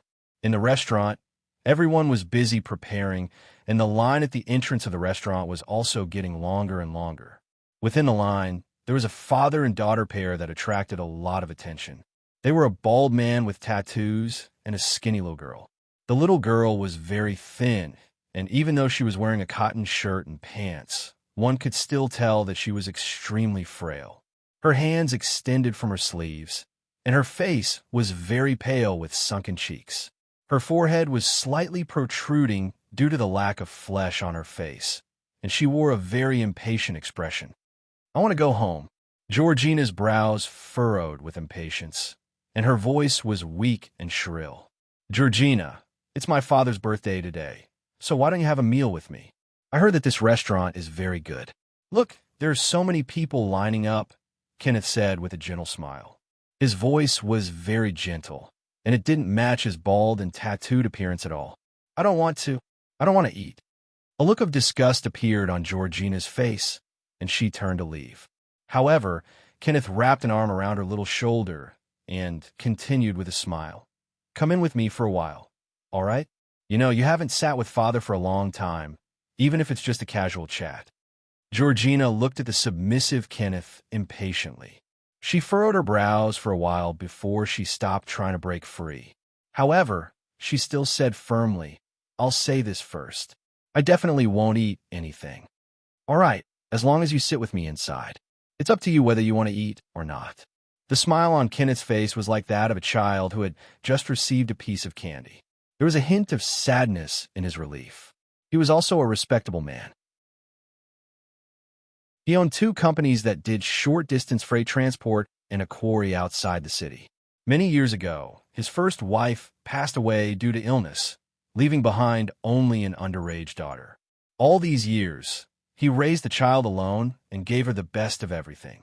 He wished he could give her the stars and the moon in the sky. He just wanted her to grow up happily. However, he did not expect that his precious daughter at home would meet a scumbag outside. In the end, her heart was broken, and she did not eat or drink. From a healthy and cute, extroverted little girl, she turned into this skinny and shriveled person. His heart was bleeding. However, even if he broke 3 of that energetic lad's legs, it still could not make her love life again. Not being able to eat normally was Georgina's biggest problem. She hated all kinds of food, including the one she used to like. As long as food was mentioned, she would become irritated and even have symptoms of vomiting. He had seen many doctors and mages and tried countless methods, but he could only watch her become thinner day by day. A few days ago, he heard from a friend that the food in this restaurant was very delicious. Hence, he specially brought Georgina here today, hoping that this restaurant could let her eat something. Georgina pulled her hat lower, almost covering her eyes. She hung her head like a skinny little chick, as if she wanted to isolate herself from everything around her. Everyone looked away, as if they did not want to disturb this sensitive girl. Mr. Mac's culinary skills are really superb. As long as you try his dishes, you definitely won't be able to resist."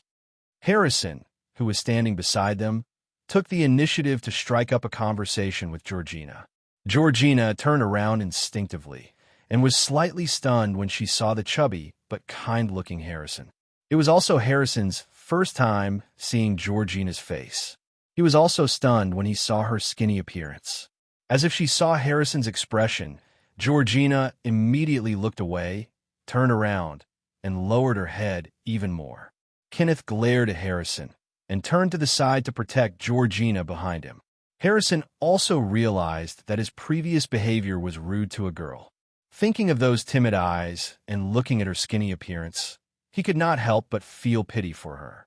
Although the bald uncle looked majestic and intimidating, he still looked at Georgina apologetically and apologized. "I'm sorry, Mississippi. Please allow me to apologize for my rude behavior earlier. I hope you can forgive me." A hint of surprise appeared on Kenneth's face, and he sized up Harrison. Although this fella was a little plump, his appearance was not bad, and he was not an evil person. He hesitated for a moment and still stepped aside to let him pass. Georgina's eyelashes, which were hidden under her hat, trembled. She did not expect Harrison to take the initiative to apologize to her. She could not help but feel a little surprised. Recently, almost everyone who saw her face would retreat and leave, but this chubby brother did not. I'm a regular customer of Mamie's.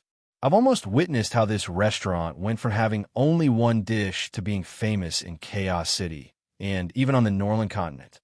Seeing that Georgina had no intention of rejecting him, Harrison smiled and asked, "Guess how much time I spent?" Georgina had not paid attention to any food-related news for the past 2 years and had never heard of this restaurant. However, she knew that for a restaurant to be famous in the entire city, and even on the Northern continent, it would need many years of operation before its reputation could expand gradually. You definitely won't be able to guess. I only spent 5 months, Harrison answered himself. Harrison answered his own question with a smile and said, Mamie Restaurant used only 5 months to go from an unknown restaurant to the #1 restaurant in Chaos City. Furthermore, it became famous on the Northern continent because of the beautiful articles written by gourmets. 5 months? Georgina raised her head in shock and looked at Harrison in disbelief. Chapter 1898. Perhaps it was because she had not interacted with a stranger for too long. Or perhaps Harrison's topic was too provocative. Hence, Georgina only realized that she had initiated a conversation with a stranger after she blurted it out. Furthermore, it was a stranger whom she had just met. She blushed when she realized that, and shifted her gaze away from Harrison instinctively. However, her pride did not allow her to shrink back again. She had to at least hear Harrison's answer. Harrison thought Georgina would ignore him at first, but his eyes lit up when he heard her question. He nodded with a smile and said, Yes. Mamie's has only been around for slightly more than 5 months since it opened. At first, there was only Yangzhou fried rice on the menu. However, this restaurant's Mr. Mac is a super chef.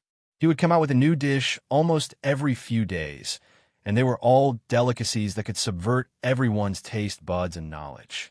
Through word of mouth, Mamie's reputation grew rapidly.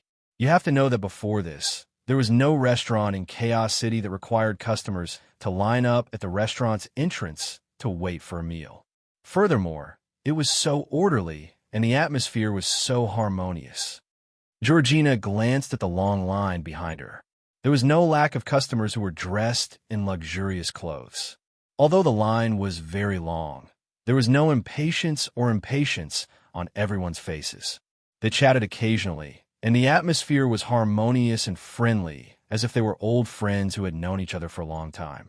Listening to their conversations carefully, most of them were related to food. Many of them were talking about this Mamie's, and some of them were talking about other delicacies. This wonderful atmosphere reminded her of herself who used to drag her father to look for delicacies in the streets and alleys a few years ago. There was a glimmer of light in Kenneth's eyes, as if he had seen hope. Harrison looked at Georgina with a smile. When she looked away, he continued, This is really a very strange restaurant, and it often brings you surprises. I believe you'll be able to find the delicacies you want to try here. Sorry, I don't want to eat anything. Georgina rejected Harrison's suggestion coldly. She hid behind Kenneth again and lowered her head. Kenneth's expression froze.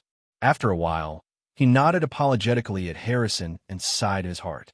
Harrison frowned slightly, not because he was unhappy with Georgina's behavior, but because he was worried about the girl's health.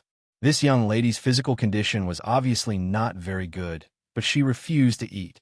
Moreover, she was in a very resistant state. This was a very bad thing. However, as long as I enter Mamie's, there shouldn't be a situation where I don't want to eat, right? Harrison rubbed his chin and fell in a deep thought. Not long after, the door of the restaurant opened.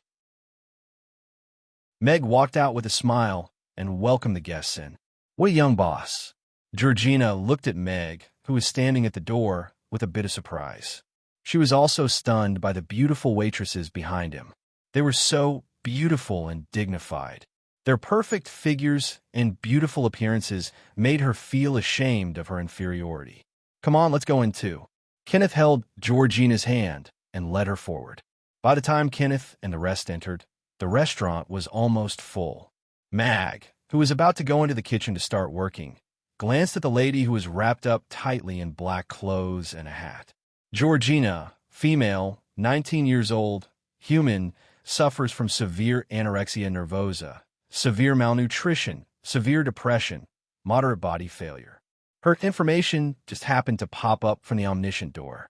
This condition is a little serious. She has to be treated immediately. Meg frowned slightly. He had already turned into a doctor. He was already thinking about how to start the meal. This young lady's condition looked a little complicated, but after sorting out a little, it should be anorexia nervosa caused by depression, which led to severe malnutrition. And the visual manifestation of malnutrition was the failure of the body. Depression was a very complicated condition. Meg did not dare to make any unprofessional judgment. However, the most important thing now was for her to start eating normally and replenish her nutrients to improve her condition.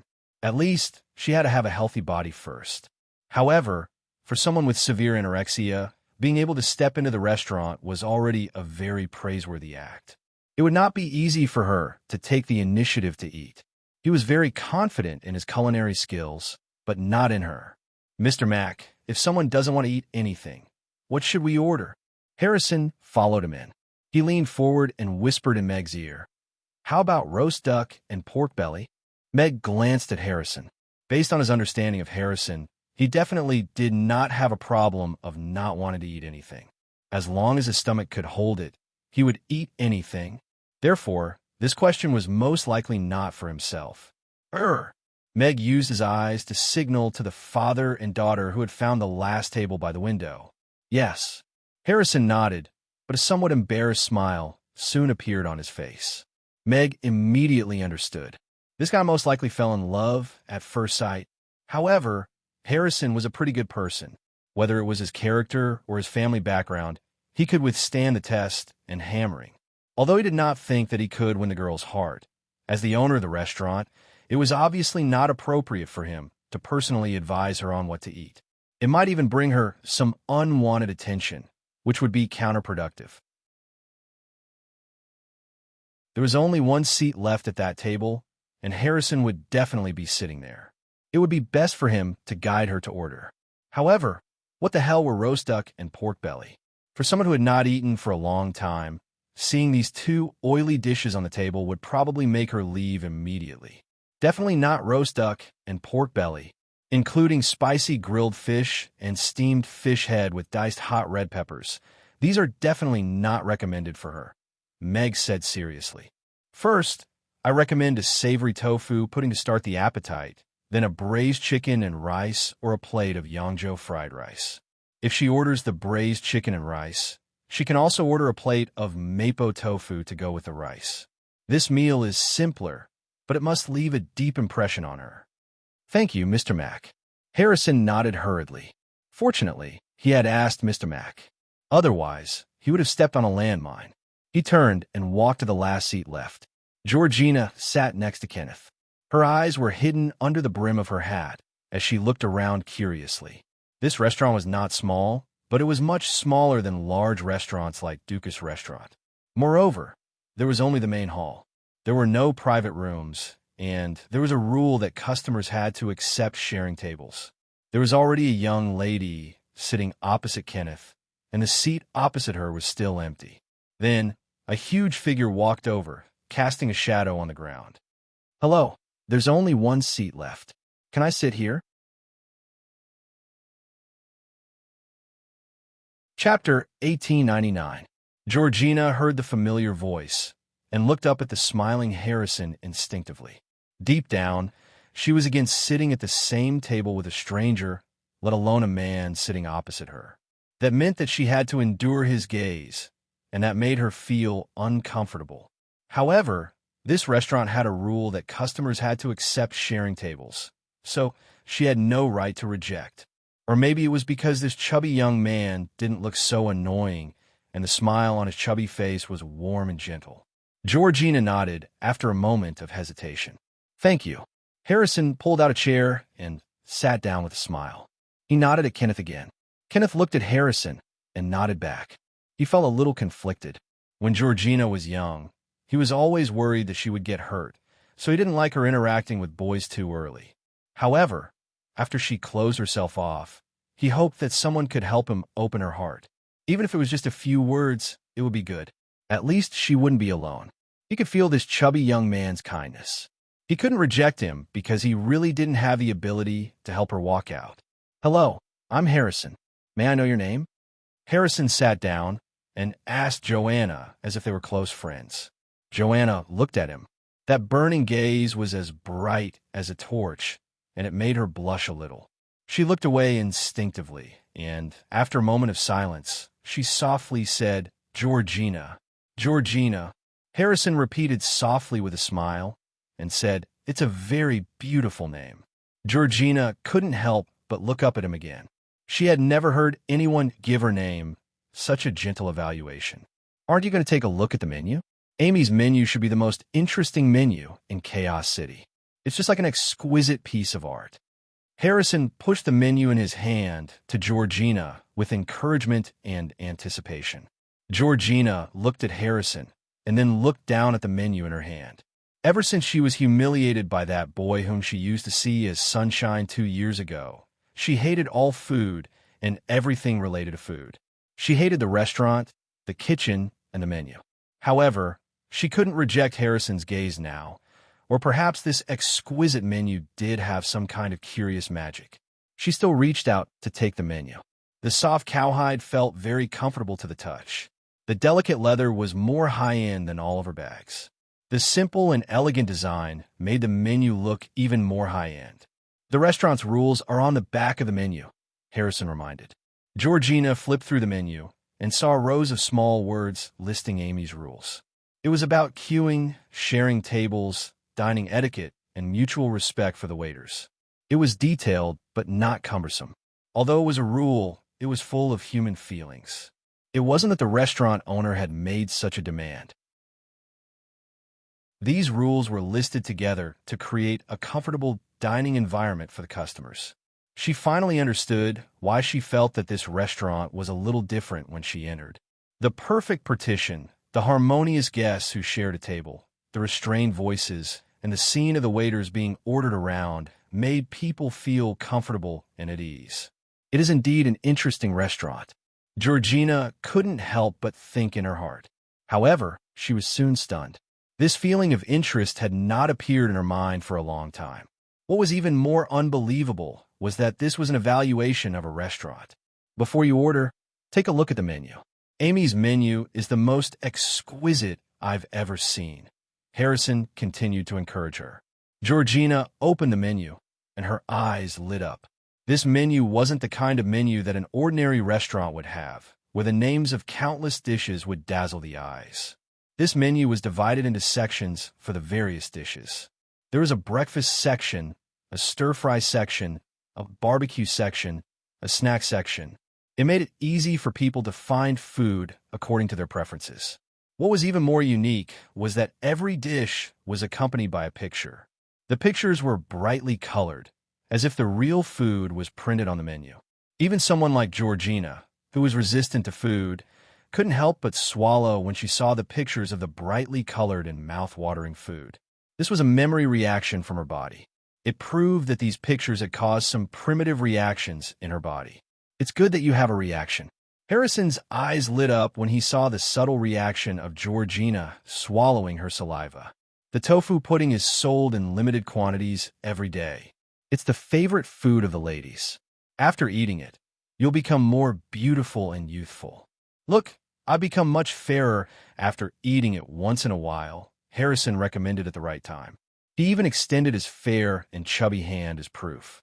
Of course, becoming fairer and prettier was something that ladies would never resist in their hearts. Georgina glanced at Harrison's hand.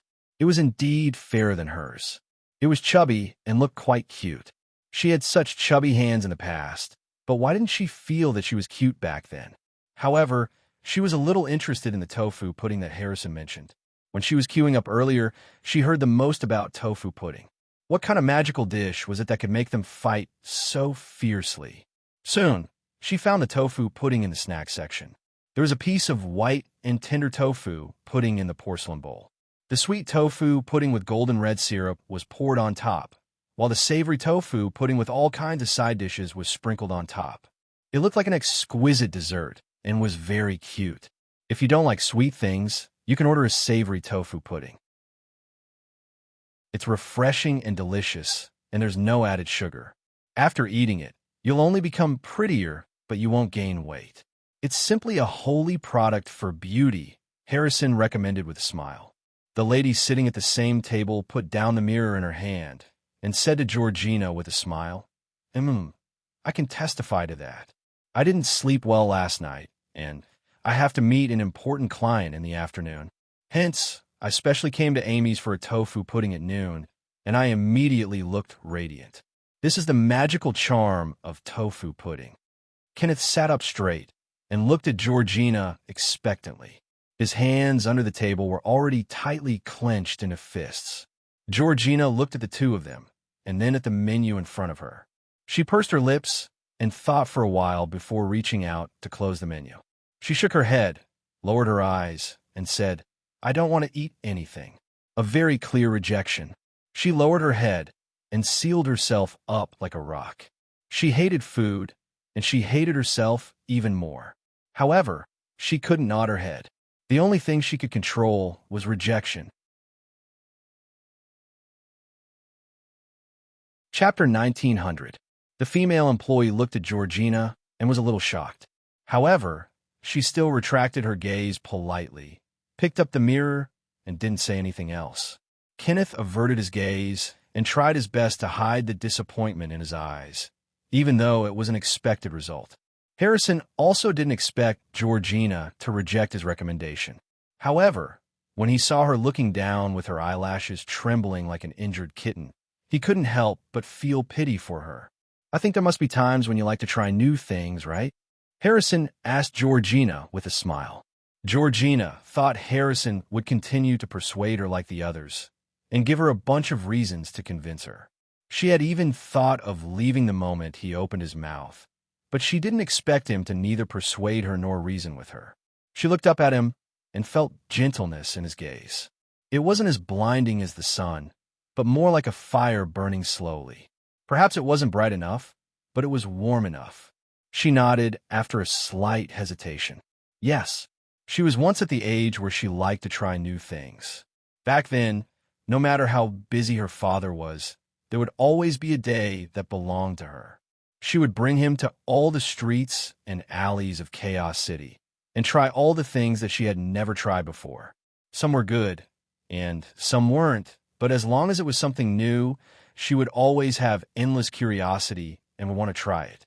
I like a lot, too. No matter if it's an interesting thing, an interesting place, or an interesting food, as long as it's something that I haven't played with or eaten before, I would always want to try it. Harrison's smile became brighter, as if he was very happy that there was a similarity between the two of them.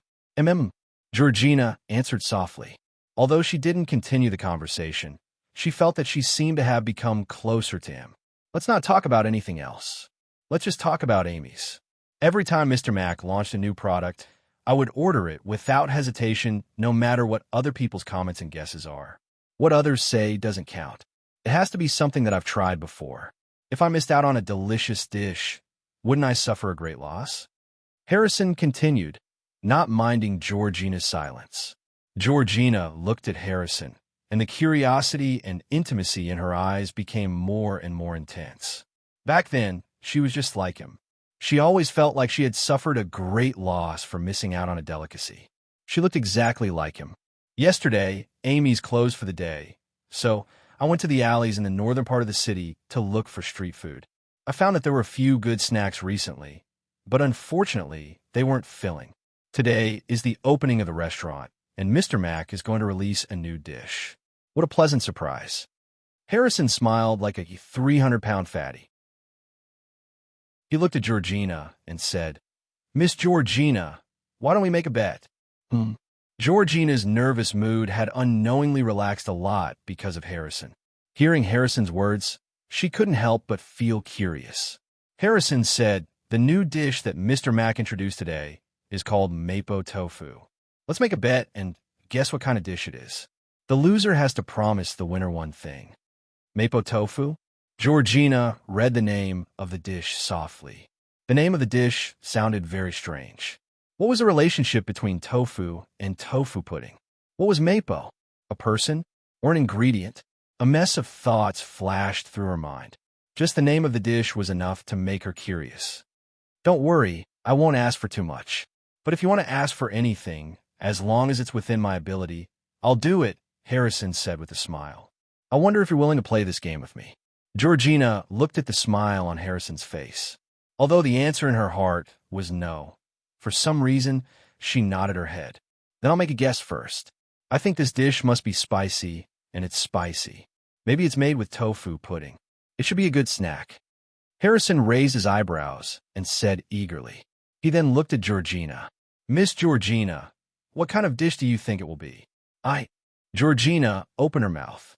She suddenly realized that she seemed to have fallen into Harrison's gentle trap. He ate here every day, so he definitely knew this restaurant and the chef better than she did. This was her first time here, so she didn't know anything about this restaurant or the chef's style. It wasn't easy to make a guess based on the name of the dish. However, looking at Harrison, her competitive spirit, which had disappeared for a long time, was reignited in that instant. After a brief moment of thought, she opened the menu and quickly found the mapo tofu in the stir-fry section. There were small white cubes on the white porcelain plate, and they were wrapped in a bright red broth. Bits of crispy meat were dotted on top of the broth, and a handful of tender green onions were sprinkled on top. It looked extremely enticing. Georgina stared at the picture for a while before looking up at Harrison and saying, I think this will be a dish that will go well with rice. Looks like we have completely different ideas. I think this is a snack that's suitable to be eaten on its own, but you think this is a dish that goes well with rice. We'll definitely be able to determine the winner. Harrison nodded. Georgina appeared to be very confident. Based on her past experience, such a dish would definitely have a strong taste. It wasn't a very good choice to eat it on its own, but it would definitely go well with rice. Excuse me, what would you like to order? At that moment, Yabamiya happened to come to their table. The girl at the same table ordered a sweet tofu pudding and a Yangzhou fried rice. I like a sweet tofu pudding, 2 rujiamos, and a mapo tofu, Harrison said with a smile. Then, he looked at Georgina. Miss Georgina, I think you would also like to see who exactly won, right? Georgina felt that something was wrong, but she just had to prove that she was right in front of Harrison. After hesitating for a while, she still looked at Yabamiya and said, I'd like a mapo tofu and a bowl of rice. All right, please wait a moment. Yabamiya nodded with a smile. Kenneth looked at Georgina in surprise. This was the first time she took the initiative to order in the past 2 years. It even made him feel a little surreal. And all of this was thanks to the young man sitting opposite him. Sir, what would you like to order? Yabamiya asked Kenneth. Kenneth hesitated for a while. Thinking of what Harrison said earlier, he said, I'd like a savory tofu pudding, a braised chicken and rice, and a fried eggplant with garlic sauce. Chapter 1901. After ordering, Georgina looked at Harrison, whose eyes and mouth were full of smiles, and felt that she had been tricked. She had been relying on the nutrient solution to sustain her life for the past 2 years. Her hunger had already disappeared, and she couldn't be interested in any food. She even felt nauseous. Yet, she had ordered a serving of mapo tofu for herself. After a moment of silence, she wanted to explain the situation. Harrison beat her to it and seriously said, Your eyes are very beautiful. Georgina was slightly taken aback before she blushed. His eyes were light purple. Since he was young, many people had praised his eyes. If there was anything on her that was worth praising, it seemed to be her eyes. It was just that most of the time, others couldn't see her eyes. In the past 2 years, apart from her father, he seemed to be the only one who had said that. Thank you. Georgina smiled shyly. The curl of her lips felt a little unfamiliar, but she felt warmth in her heart for some reason. She smiled. A gratified smile also appeared on Kenneth's face. However, the way he looked at Harrison was a little more scrutinizing and complicated. This little fatty actually flirted with his daughter right in front of him, but he couldn't stop him. Harrison saw the smile that flashed across Georgina's face and felt very encouraged. He continued to ask, "Miss Georgina, you must have grown up in Chaos City, right?" Georgina nodded. "Then you must know Cedar Alley. 10 years ago, that was the most complete food gathering place in Chaos City. Almost all the novel snacks originated from there, and they quickly spread to all the food stalls in the streets and alleys. However, you could only get the most authentic flavors there. I know that place." Georgina's voice raised a few octaves unconsciously. Her family lived near Cedar Alley when she was young. That place was simply her childhood paradise. She would go to Cedar Alley to have some snacks after school every time. Now that she thought about it, it was actually more than 10 years ago. At that time, the person who came to pick her up from school was still her mother, the most gentle mother in the world, the mother who was willing to eat everything with her. Harrison sighed and said, "I went to Cedar Alley a few days ago. There aren't many food stalls left. I heard that many have opened up shops in the Aiden Square, and some have closed down. It's not easy to eat the same snacks as I remember." Already gone? Georgina couldn't hide her disappointment. In the past, she would go to Cedar Alley every once in a while, but she hadn't been there for the past 2 years. She didn't expect that it had completely declined. Harrison looked at Georgina with a smile. "Cedar Alley has come to an end, but the real classic and delicious snacks can stand the test of time. If you want to eat them, I can take you to the streets and alleys to look for them. We'll definitely find them." There was a glimmer of light in Georgina's eyes as she looked at Harrison. It was as if a crack had appeared in her closed heart, and a ray of light shone through. "Ahem, if you don't mind, I can come along." Kenneth couldn't help but cough softly to emphasize his presence. Georgina looked away with a blush on her face. She lowered her eyes slightly and didn't say anything else. "If you're willing to come, Uncle, that's not a problem." Harrison wasn't embarrassed at all. However, it was indeed a little inappropriate to flirt with a girl in front of her father. However, Miss Georgina smiled and talked to him. She even ordered a serving of mapo tofu. At least it was a good start. Now, he was more worried about whether Mr. Mack's mapo tofu was good enough. After all, the savory tofu pudding had already been rejected. Whether the first bite of mapo tofu could capture her heart and make her unable to put down her chopsticks was the most important thing. The short silence was broken by the dishes that were served on the table. "Here are your dishes. Please enjoy." Yabamiya placed the dishes on the table one by one, and then left with a smile.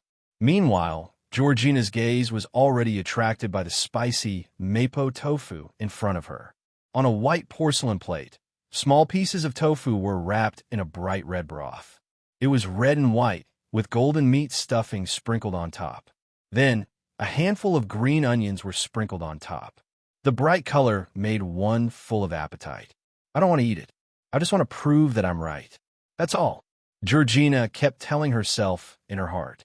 However, that spicy and fresh aroma drifted over along with the hot steam, continuously tempting her. Her long-suppressed appetite was like a spring bamboo that was ready to move. Under the impact of this aroma, it actually showed signs of loosening. Her psychological resistance to food was actually so weak and unstable in the face of his attack. The color is quite vibrant, and the spiciness is already wafting over. Compared to the tofu pudding, the shape of this tofu is more firm, but this flavor. Harrison looked at Georgina with a smile and said, "Miss Georgina, why don't we taste it together? Let's see who guessed correctly." "I'm only going to try one bite," Georgina said with a serious expression. Then, she picked up a spoon and scooped up a spoonful of mapo tofu. The small cubes of tofu had sharp edges and corners, and they were wrapped in a thick golden red sauce. The golden meat, stuffing, and green onions were embellished on top of the tofu pudding, creating an extremely enticing sight to behold. Georgina gulped, and a hint of anticipation welled up in her heart. This was a very peculiar feeling. The last time she had felt anticipation for food, and even a little impatience, was around 2 years ago. During the past 2 years, there had been almost no food that could pique her interest. Perhaps it was because the aroma of this mapo tofu was simply too enticing, or perhaps it was because the person sitting across from her had warmed her heart and stomach, making her feel that there were still some beautiful things in this world. Georgina blew on the tofu pudding, and when she felt that it was about to cool down, she placed it into her mouth. Hot! As soon as the tofu entered her mouth, Georgina's first reaction was that it was scalding. Perhaps the surface of the tofu had cooled down a little, but the inside of the tofu still maintained its freshly baked temperature, which made her shudder. She resisted the urge to spit out the tofu in her mouth, and opened her mouth slightly to take a few breaths so that the temperature would drop slightly. At this moment, the taste of the mapo tofu truly began to appear. The tender tofu melted in her mouth, and the meat stuffing melted in her mouth. Numbness, spiciness, freshness, fragrance, and crispness instantly burst forth in her mouth, making her taste buds that had just been stimulated by the hot tofu pudding completely fall for it. Her sluggish taste buds had not tasted anything for a long time, and she was completely caught off guard, so she was subjected to the most violent impact. Furthermore, it was one round after another, and there was no way for her to stop. Georgina, who was squinting her eyes slightly, could not help but let out a soft moan. Chapter 1902. Words couldn't describe the wonderful taste, and she couldn't control her body's reaction. Georgina felt as if she had completely fallen into the mapo tofu. Her body and mind couldn't resist it at all. At this moment, it became the most wonderful catalyst. Yes, she couldn't help but want to cater to its deliciousness. She couldn't resist. This was different from any food she had eaten in the past. That distinct taste and unique texture crushed all of the delicacies in her memory. The pure numbing taste was refreshing. After the spiciness was mixed with the scalding tofu, it brought about an even stronger impact. That impact was something that no food could give her. The thin crack in her heart was forcefully torn open at this moment, allowing an even brighter light to shine in. She seemed to see a small alley vaguely.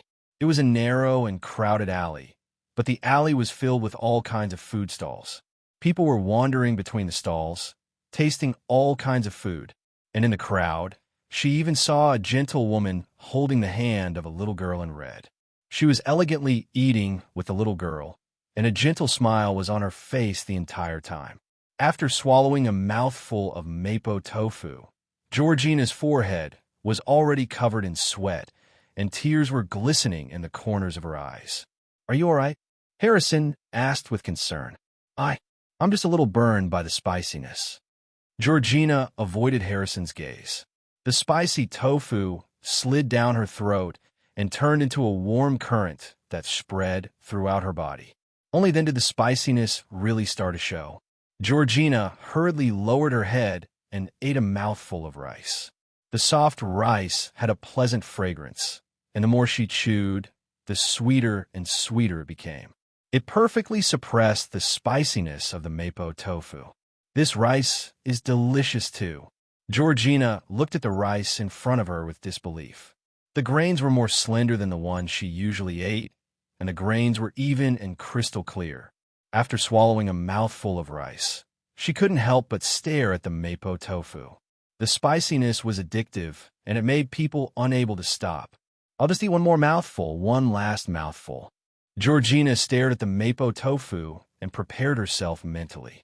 Then, she picked up the spoon and scooped another spoonful of tofu. This time, she didn't rush to put it into her mouth.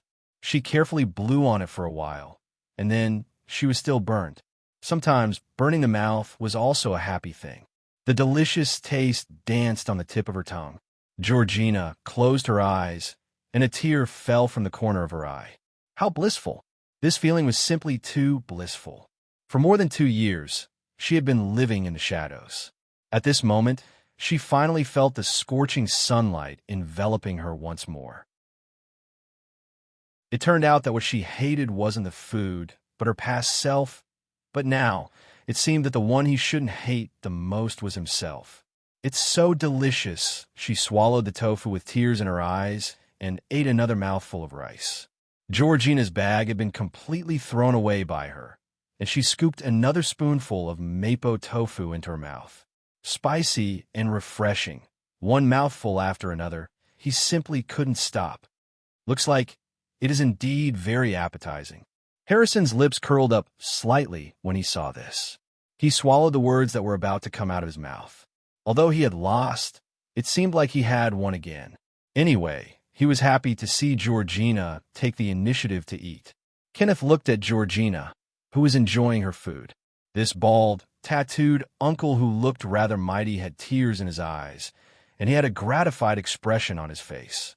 It had been 2 years, and he finally saw Georgina pick up the spoon herself and eat in big mouthfuls.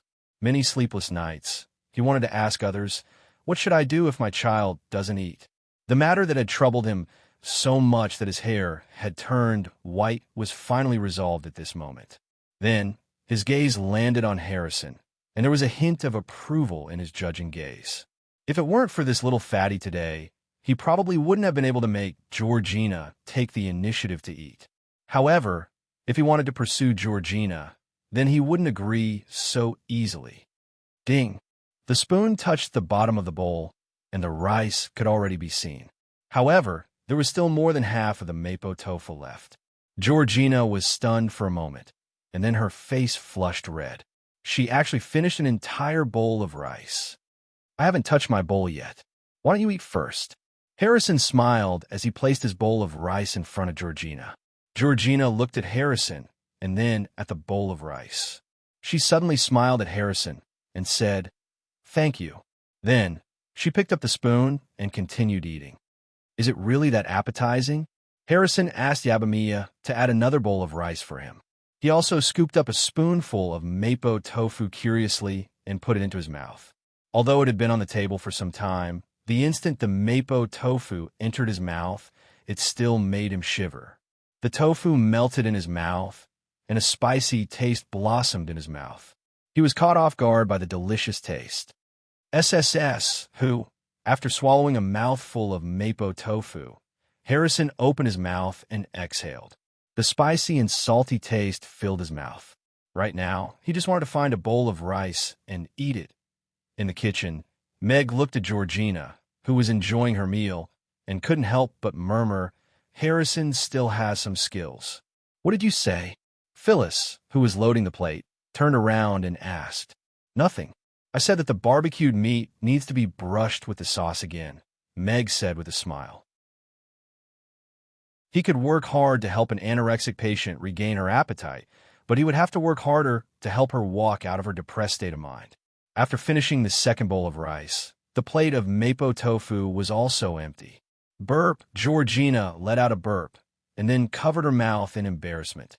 Harrison, who had finished eating first, also put down his spoon at about the same time.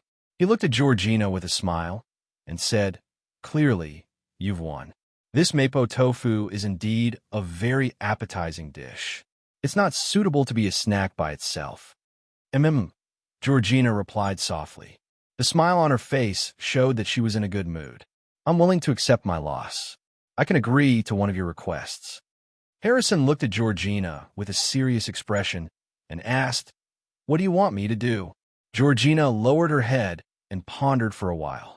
As if she had made up her mind, she raised her head and looked at Harrison and said, "Can you accompany me to find those snacks?" Her hand, which was hanging by her side, subconsciously grasped the corner of her clothes. After saying that, she looked away as if she was waiting for judgment.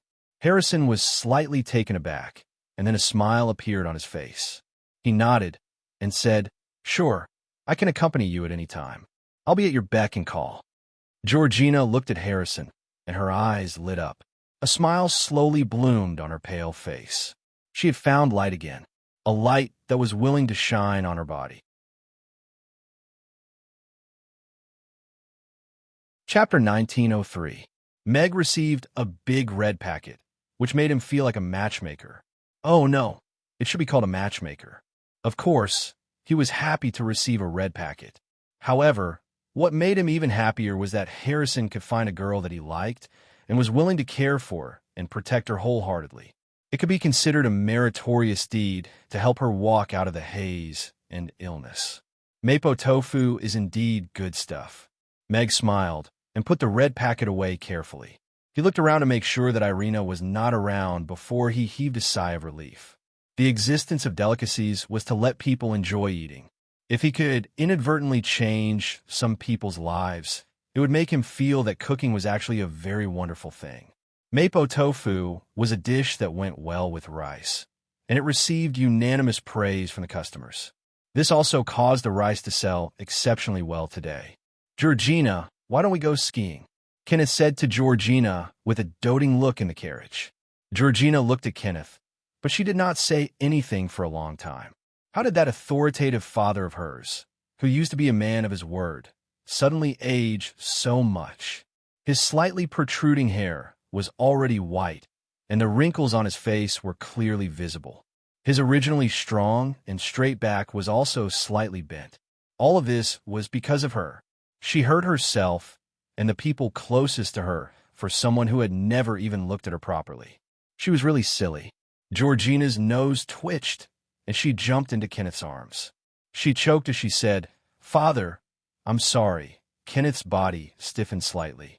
He looked at Georgina, who was sobbing in his arms, and smiled with relief. He patted her back gently.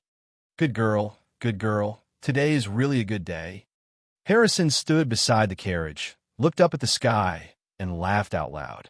"Boss, is there any good news today?" the coachman asked curiously. "Good news, of course there's good news." Harrison smiled, but did not say much to the coachman.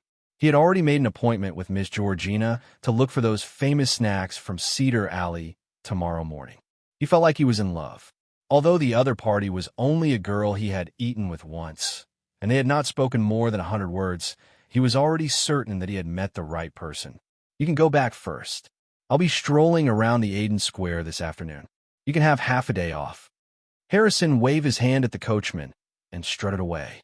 Although he had made an appointment with Miss Georgina tomorrow, he still planned to explore the path today and do some preparatory work so that he could perform better tomorrow. This was the first time he had such a strong urge to fall in love since he became an adult. Falling in love was no small matter. Most of the time, it was a conspiracy that had been planned for a long time. Therefore, boys must be careful outside. The representatives of all the races were gathered in Chaos City and were discussing the joint investigation in the meeting hall. The representative team from the Roth Empire was led by Sean. The giant dragons Lewis and Douglas had also come, which showed how much importance they attached to this. Every race had sent out a level 10 expert as their representative. It was not a small matter for the devil to break free from the seal. "Why aren't Alex and Irina here?"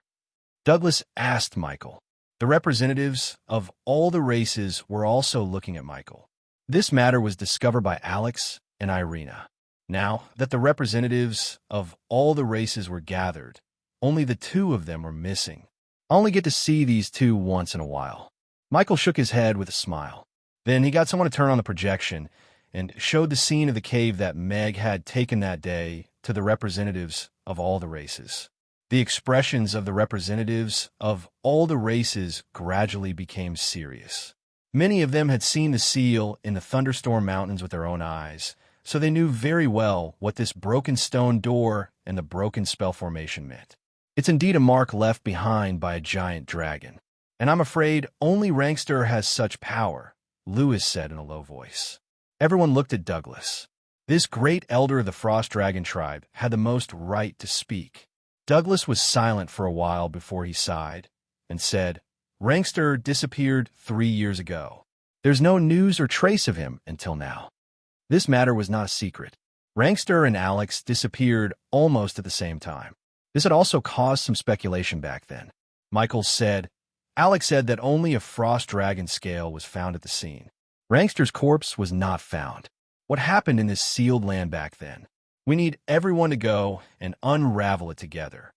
Since that's the case, why don't we set off now and explore that so-called sealed land first before making a decision?" Sean said.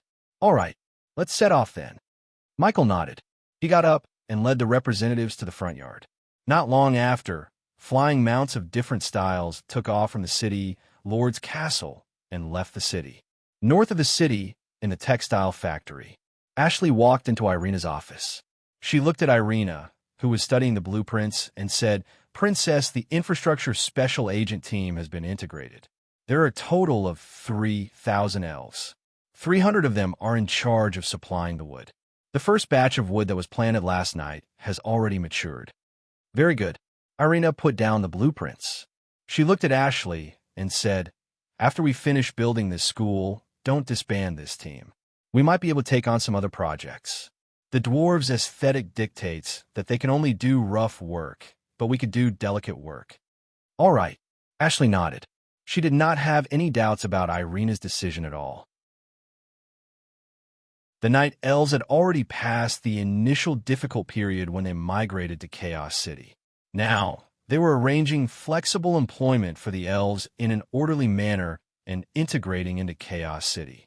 During this process, Irina had made many wise decisions. As the executor, she obeyed unconditionally. Suddenly, Irina looked up at the sky outside the window. After some thought, she got up and said, "I'm going out for a while. You can study the blueprints first." With that, she had already disappeared. Luna visited 10 odd retired teachers in the morning. Almost all of them expressed their willingness to be reemployed and teach the children in the new school after they understood her intentions. "Please go back. Thank you very much." Luna came out from an arithmetic teacher's house and closed the door for him with a smile on her face. Number 15. It went unexpectedly smoothly. Irina took out a little notebook, opened it, and made a tick on a name. There were still dozens of unvisited names on it. Indeed, teachers doted on their children the most. As long as it was something within their capabilities, they would almost never reject it. 2 of the teachers were not in good health, so Luna did not mention it. It was best to work within one's capabilities. The next one is Teacher Kakashi. I wonder if he's sleeping now if I go over. Luna bought 2 pancakes from the roadside and ate them with the cold water that she brought with her as she planned her afternoon schedule. Chapter 1904. After the lunchtime service ended, Meg took a look at the entrance of the delicacy conference from afar. He was relieved when he saw the long line outside the small seafood shop. During the morning and lunchtime service, many customers had asked about the fried octopus tentacles. Meg told them clearly that it was the limited version of the delicacy conference. Everyone could learn how to make it at home or wait for next year's delicacy conference. It was very sneaky, but it was an effective conversion method. Furthermore, in the series of octopus tentacles, other than the octopus balls, the other 3 dishes were very simple and quick to make. Judging from the increasing number of believers, it should become a common dish on the dining table of Chaos City's commoners in no time. They could spend tens of copper coins to buy ingredients at home, and they could eat the delicacies that cost hundreds of copper coins at the restaurant. Furthermore, the taste would not be too different. It was a huge profit.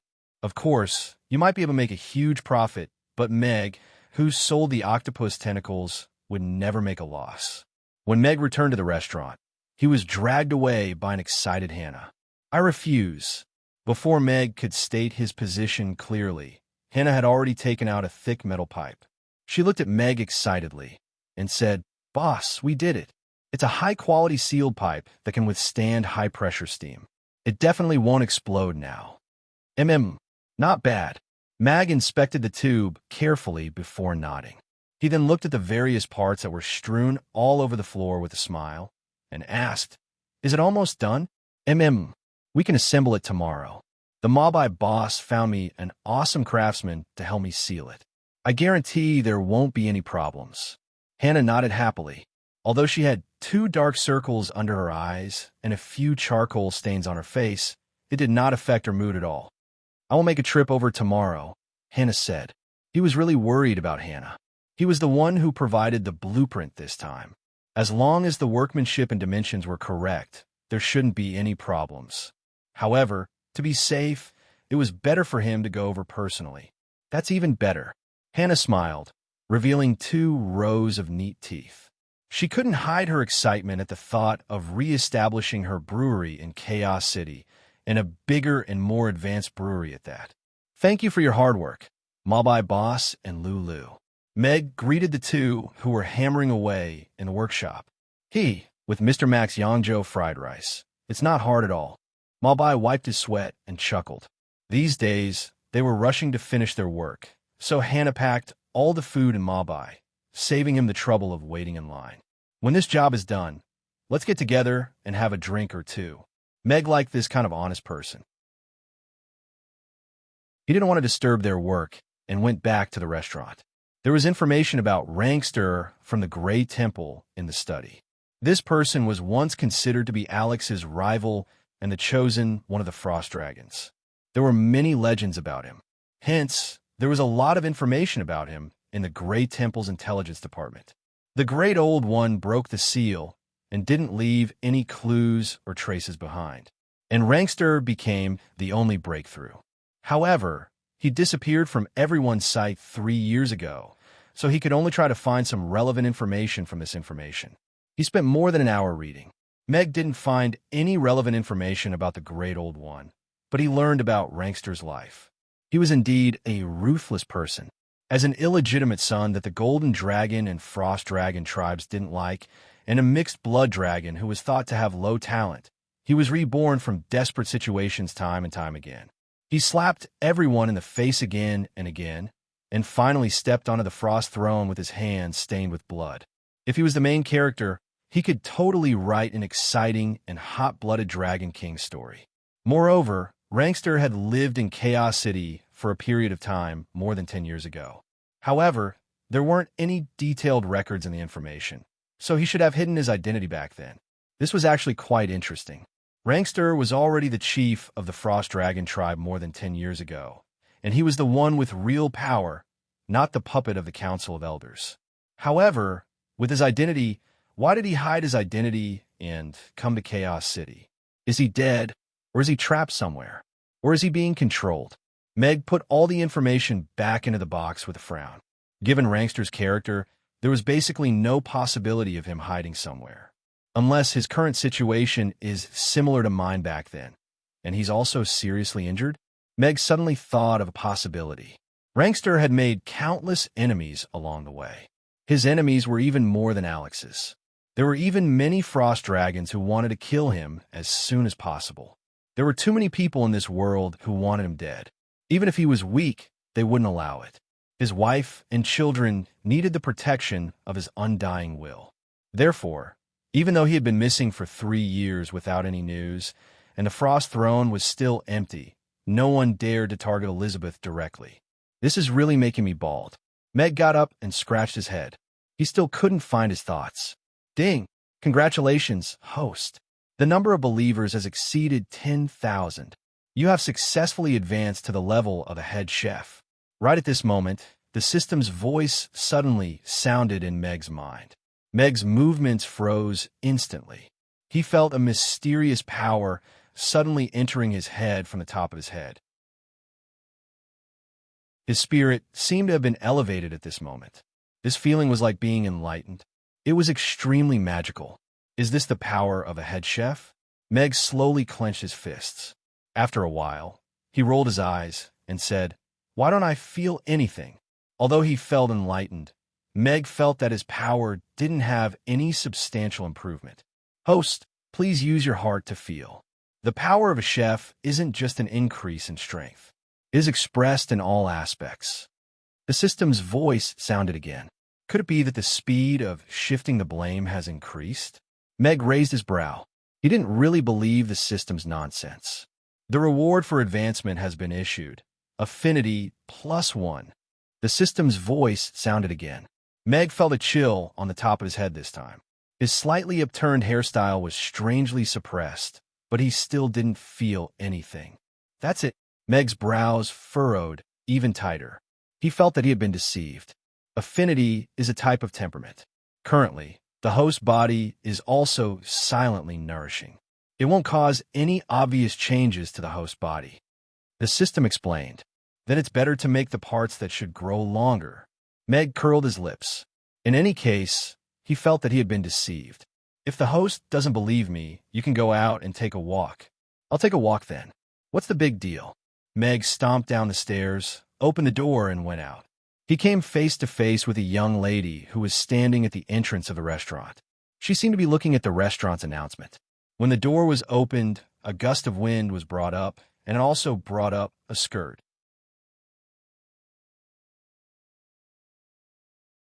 Chapter 1905. Meg swore that he didn't do it on purpose.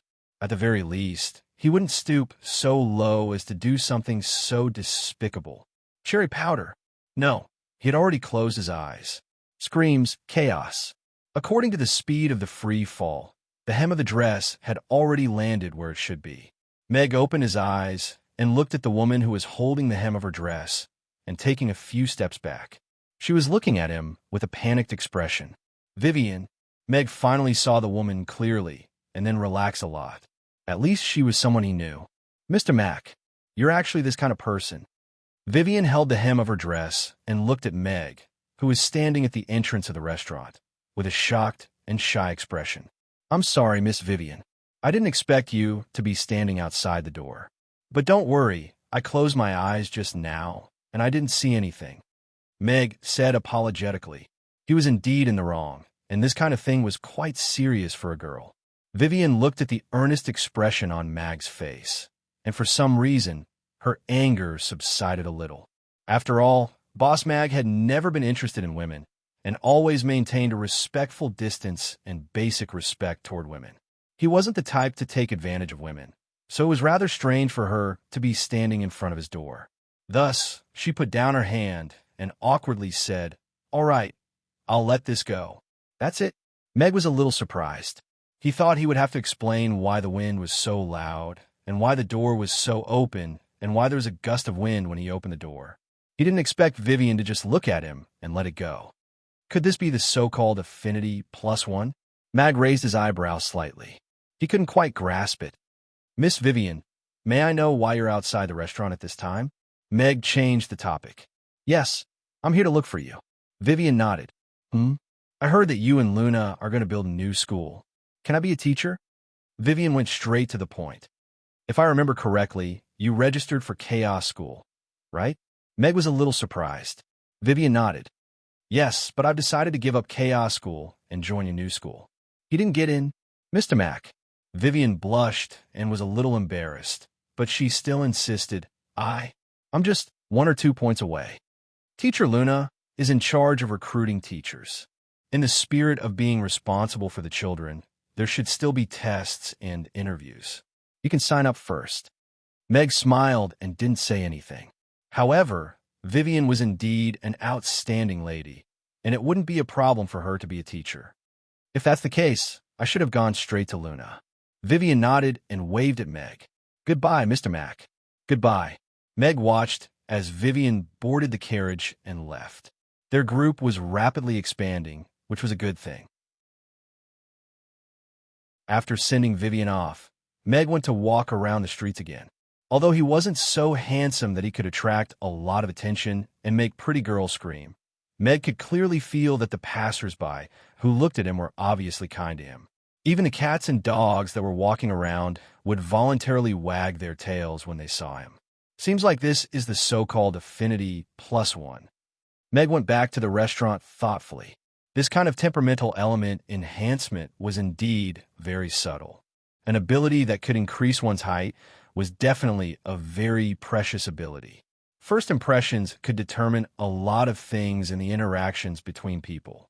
If you couldn't give others a passing first impression, it meant that no matter how talented you were, they wouldn't be interested in getting to know you at all. The higher the affinity, the easier it was to gain the favorability of others and build the trust of others. This is simply an ability that's tailor-made for sales. Meg touched his chin. So far, this seemed to be the only benefit he felt from the cultivation of the god of cookery system. And this ability was also very practical for him at the moment. If he wanted to gain more fans and improve his culinary skills, a higher affinity would make it easier for him to gain fans. Interesting. Meg nodded. He was already thinking about whether he should replace the videotape of the food conference and re-record it now. As soon as the door closed, a dazzling white light suddenly lit up in the middle of the restaurant. Then, a figure stood up with a table on her head. Hmm. Their eyes met, and they were both stunned. That, boss, don't look. Help me move the table on my head away first. Barbara looked at Meg and said unhappily, Okay. Meg smiled and helped Barbara move the table on her head away. To be honest, if she lowered her head, the table wouldn't be able to move. Barbara, who had changed into a pink dress, touched her head and kicked the table. Then she looked around. They're not here. Yes, they're all in Mia's shop. Meg nodded. Barbara looked at Meg and sized him up. She felt that he seemed a little different, but she couldn't tell what the difference was. She frowned and thought for a while, then asked, Have you showered? You can tell. Meg frowned. He felt that this girl's question was a little strange. No, I'm just saying hello. I'm going to play with them. Barbara also quickly realized that there seemed to be something wrong with her question. She blushed and ran to the door as if she was escaping. She opened the door and turned back 3 seconds later. She closed the door, exhaled a breath of cold air, and shivered. It's so cold. Why is it still winter? Meg rolled his eyes as he looked at Barbara, who was wearing a thin dress, and snickered.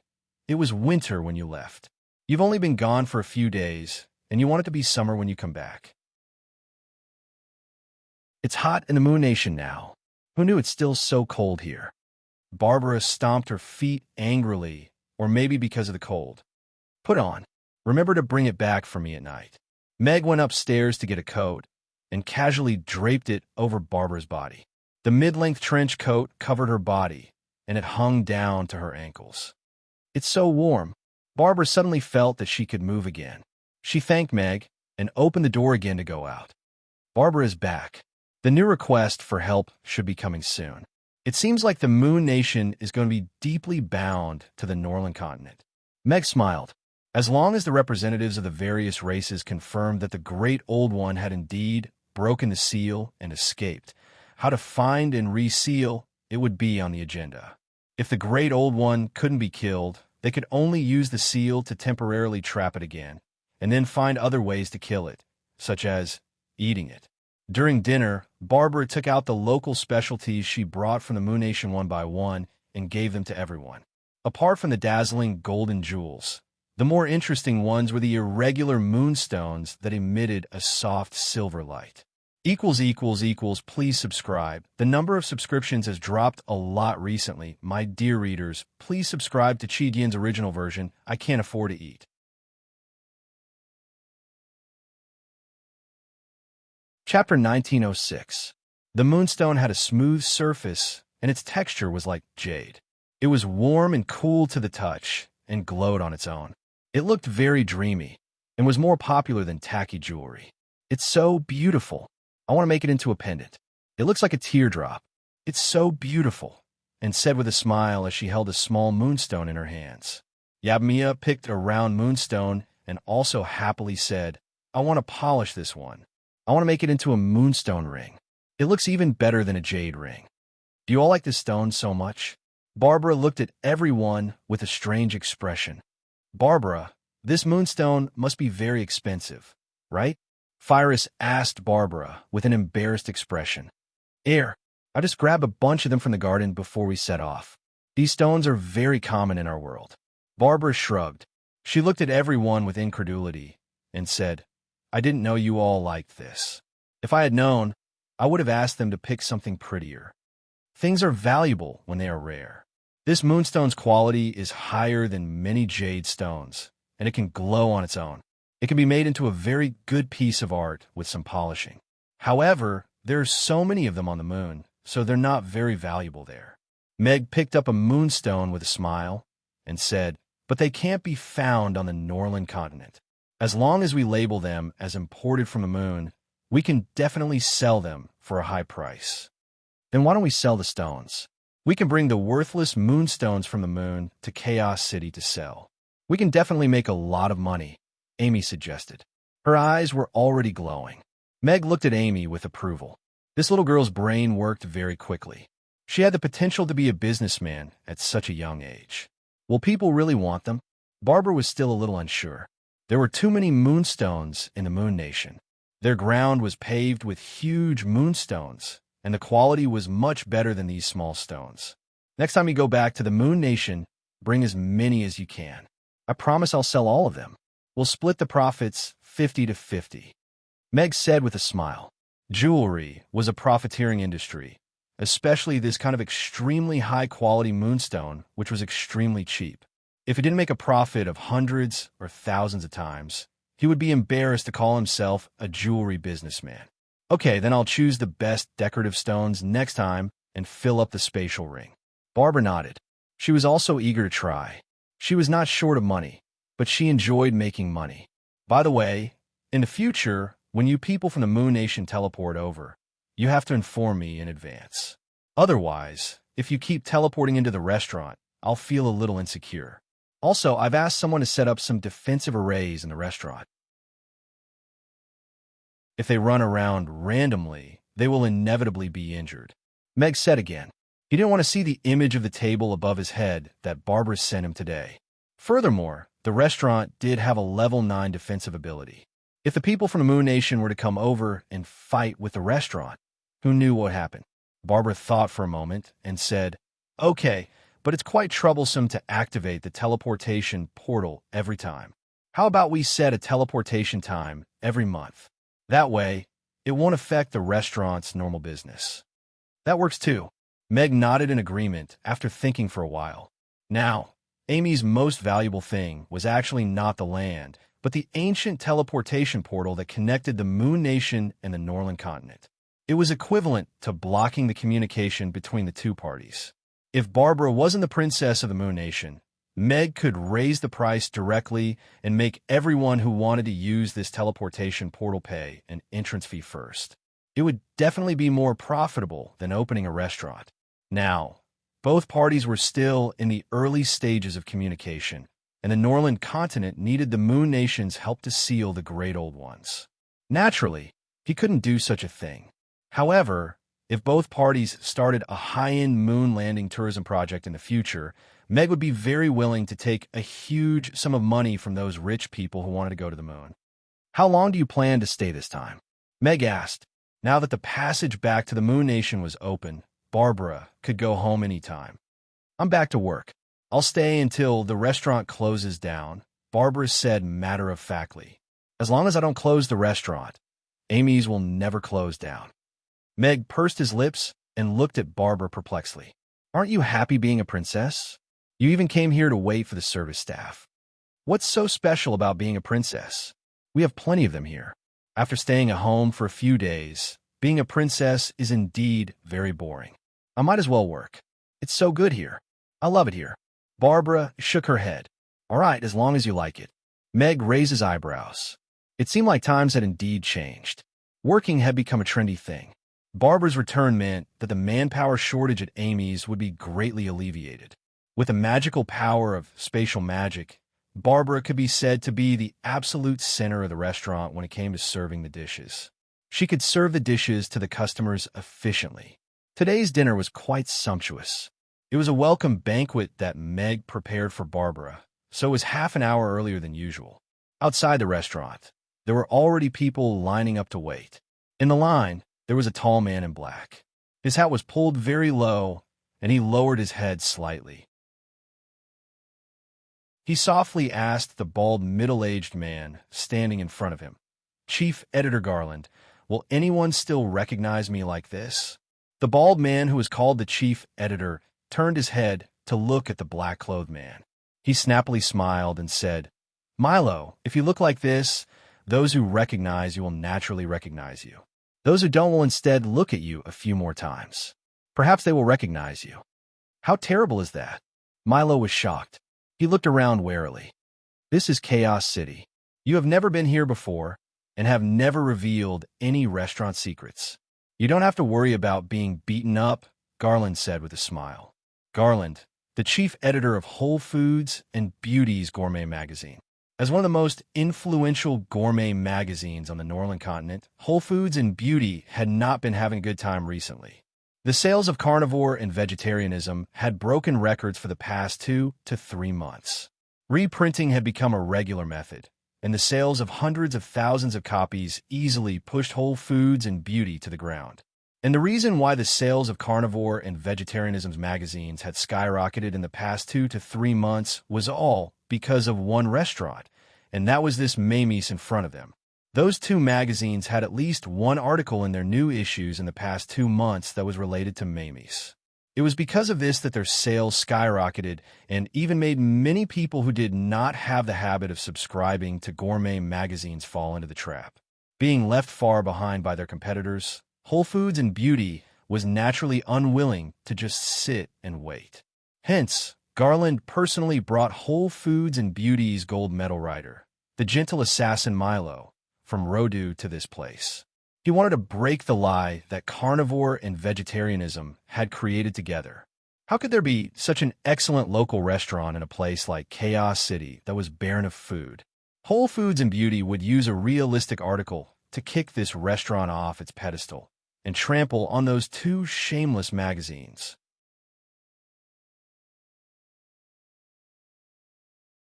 Chapter 1907. Translator, Endless Fantasy Translation Editor. Endless Fantasy Translation, please wait for a moment. After the content is updated, please refresh the page to get the latest update.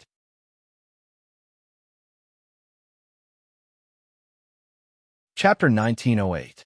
Randy's words about how difficult it was to find good food made Milo agree with him deeply. He even wanted to see him as a soulmate. He was someone who had a strict attitude towards food and was not a natural sarcastic person. If those businesses could restrain themselves a little and not serve those crudely made food to the customers' tables, he wouldn't even bother to write anything. If there was any food that was worthy of his recommendation, he wouldn't hesitate to write about it. But until now, the frequency of such delicacies appearing was extremely low. He had been to many places before, but the more he went, the more disappointed he was. They were not even as good as those restaurants that he dissed in Rodeo. Milo couldn't help but look forward to Mamie's being praised so highly by Randy. Of course, there was caution in this anticipation. It could also be that Randy hadn't eaten any delicacies before, so he came to such a conclusion. It wasn't impossible. I heard that Mr. Mac just launched a new product today. He couldn't get out of bed in the afternoon, so he booked this place for dinner. He must have wanted to try the mapo tofu. Randy's smile was full of anticipation. It's pretty good. Milo nodded with a smile. It was obvious that he had a lot of feelings for this restaurant, and judging from the customers, this restaurant shouldn't be looking for people to buy in. To be able to make so many customers line up in advance to wait for the door to open willingly, this restaurant was more or less capable. However, Milo still had doubts about the standard of this restaurant. It would only be good if he tasted it personally and felt that it was good. He felt that any restaurant with good reviews in Rodeo would be as popular as this restaurant if they opened a branch in Chaos City. This was the so-called dimensionality reduction. The owner of this restaurant might have come from somewhere else, or even Rodeo, and then used the delicacies that were a level above the average in Chaos City to gain a group of diners. This wait lasted for half an hour. Milo and Randy chatted casually from time to time and got along quite well. The restaurant's door finally opened. A young man in a clean and tidy chef's uniform walked out. He smiled and welcomed the customers. "Look, that's Mr. Mac, the owner and head chef of this restaurant." Randy introduced him to Milo. "So young." Milo looked at Meg with some surprise. He seemed to be around 30 years old. For a chef, his physique was a little too skinny. If it were a bigger pot, he might not be able to lift it. Being a chef was a job that required physical strength. Moreover, he was wearing such a white chef's uniform. Although he always required chefs to be particular about their attire and behavior, letting a chef work in the kitchen dressed like this was a bit of a show. Wouldn't a set of clothes be ruined if a bit of oil was spilled on the clothes when cooking? Or did he have to change into a new chef's uniform every day? In Milo's opinion, dressing like this in the kitchen was tantamount to binding one's hands and increasing the difficulty of cooking in vain. Yes, young and promising. That's probably what Mr. Mac is like. Randy nodded in agreement. Then, he said with some envy, the number of girls who want to marry Mr. Mac is enough to circle the Aiden Square. This is really enviable. Milo is also a little jealous. The customers began to enter the restaurant, and Milo and the others followed the line. He watched as Meg greeted the customers familiarly. It was not the polite kind, but the kind that could call out each other's nicknames or nicknames. The atmosphere is really good. Milo nodded slightly. It was a small detail, but it made people feel that the restaurant was more humane. Mr. Mac. Randy and Meg smiled and greeted each other. Meg glanced at Randy's gradually obvious dark circles and said earnestly, "Although it's good to be young, you have to let your kidneys rest." "I can't rest anymore, but I'm here to cheer you on," Randy said with a smile as he winked at Lindley. Meg also smiled. He knew that Randy had been living off a woman recently. A 30-year-old young woman was at the age where she was like a wolf. How could he rest just because he said so? Since he chose to eat this meal, he had to have this awareness. However, one word was written all over his face: so delicious. "Just eat one more Ruggiamo later," Meg said. "Hee, that's for sure." Randy smiled and walked in quickly, not blocking the customers behind him. Meg nodded slightly at Garland and Milo as a greeting. The customers who did not look familiar at all should be coming to the restaurant for the first time. Comfortable hospitality. He can joke and be serious. Milo gave Meg a good first impression in his heart. After entering the restaurant, Milo's eyes lit up. The size of the restaurant could only be considered medium-sized. There were dozens of tables in the hall, and they were simply separated from each other. It did not affect the overall transparency, and at the same time, allowed the customers to have a relatively private dining space. On the right was the designated hot pot area, which was separated from the ordinary dining area. There were only 2 arched entrances and exits. It was said that eating hot pot and having a normal meal were 2 different atmospheres. The first impression Milo had of the restaurant's table arrangement and decorations was that it was amazing. It was not because it was gorgeous, nor was it because it was huge. It was a kind of comfort that made people feel at ease. The appropriate distance between the tables, the fresh wood decorations, and small green plants were pleasing to the eye. This kind of feeling that made people feel relaxed as soon as they stepped into the restaurant and wanted to sit down and order food surprised him. This was probably the atmosphere that every restaurant wanted to create, but none of the restaurants he had been to did it as well as Mamie's. What surprised him even more was the girls on both sides. There were half-dragons, elves, orcs, demons. Although they were of different races, they all had stunning looks. "This boss is too good," Milo praised in his heart. But he politely withdrew his gaze and reminded himself again and again that he was here for the food today. "Sit here." Garland chose a seat near the kitchen. From here, she could better observe the restaurant, including watching the waiters serve the dishes and listening to the movements in the kitchen. This kitchen is open. As soon as Milo sat down, he found that the kitchen partition was actually a large crystal wall. Sitting in his position, he could easily see everything in the kitchen. "It's really..." Garland also turned her head when she heard that. She could not hide the surprise on her face. This is Mr. Mac's confidence and pride. Even if it's open for everyone to see, he's not afraid that others will learn. Randy came to their table and said with a smile, "Mamie's rules are to share tables. Brothers, do you mind if I sit here?" You're tuning in to the Romance Rendezvous YouTube channel. We're so grateful for your support, and don't forget to subscribe to join us on this incredible journey through captivating stories. Your generosity through donations truly makes a world of difference, as it's the primary source of revenue that allows me to expand and enhance this channel for you. Thank you from the bottom of my heart for being a part of this adventure.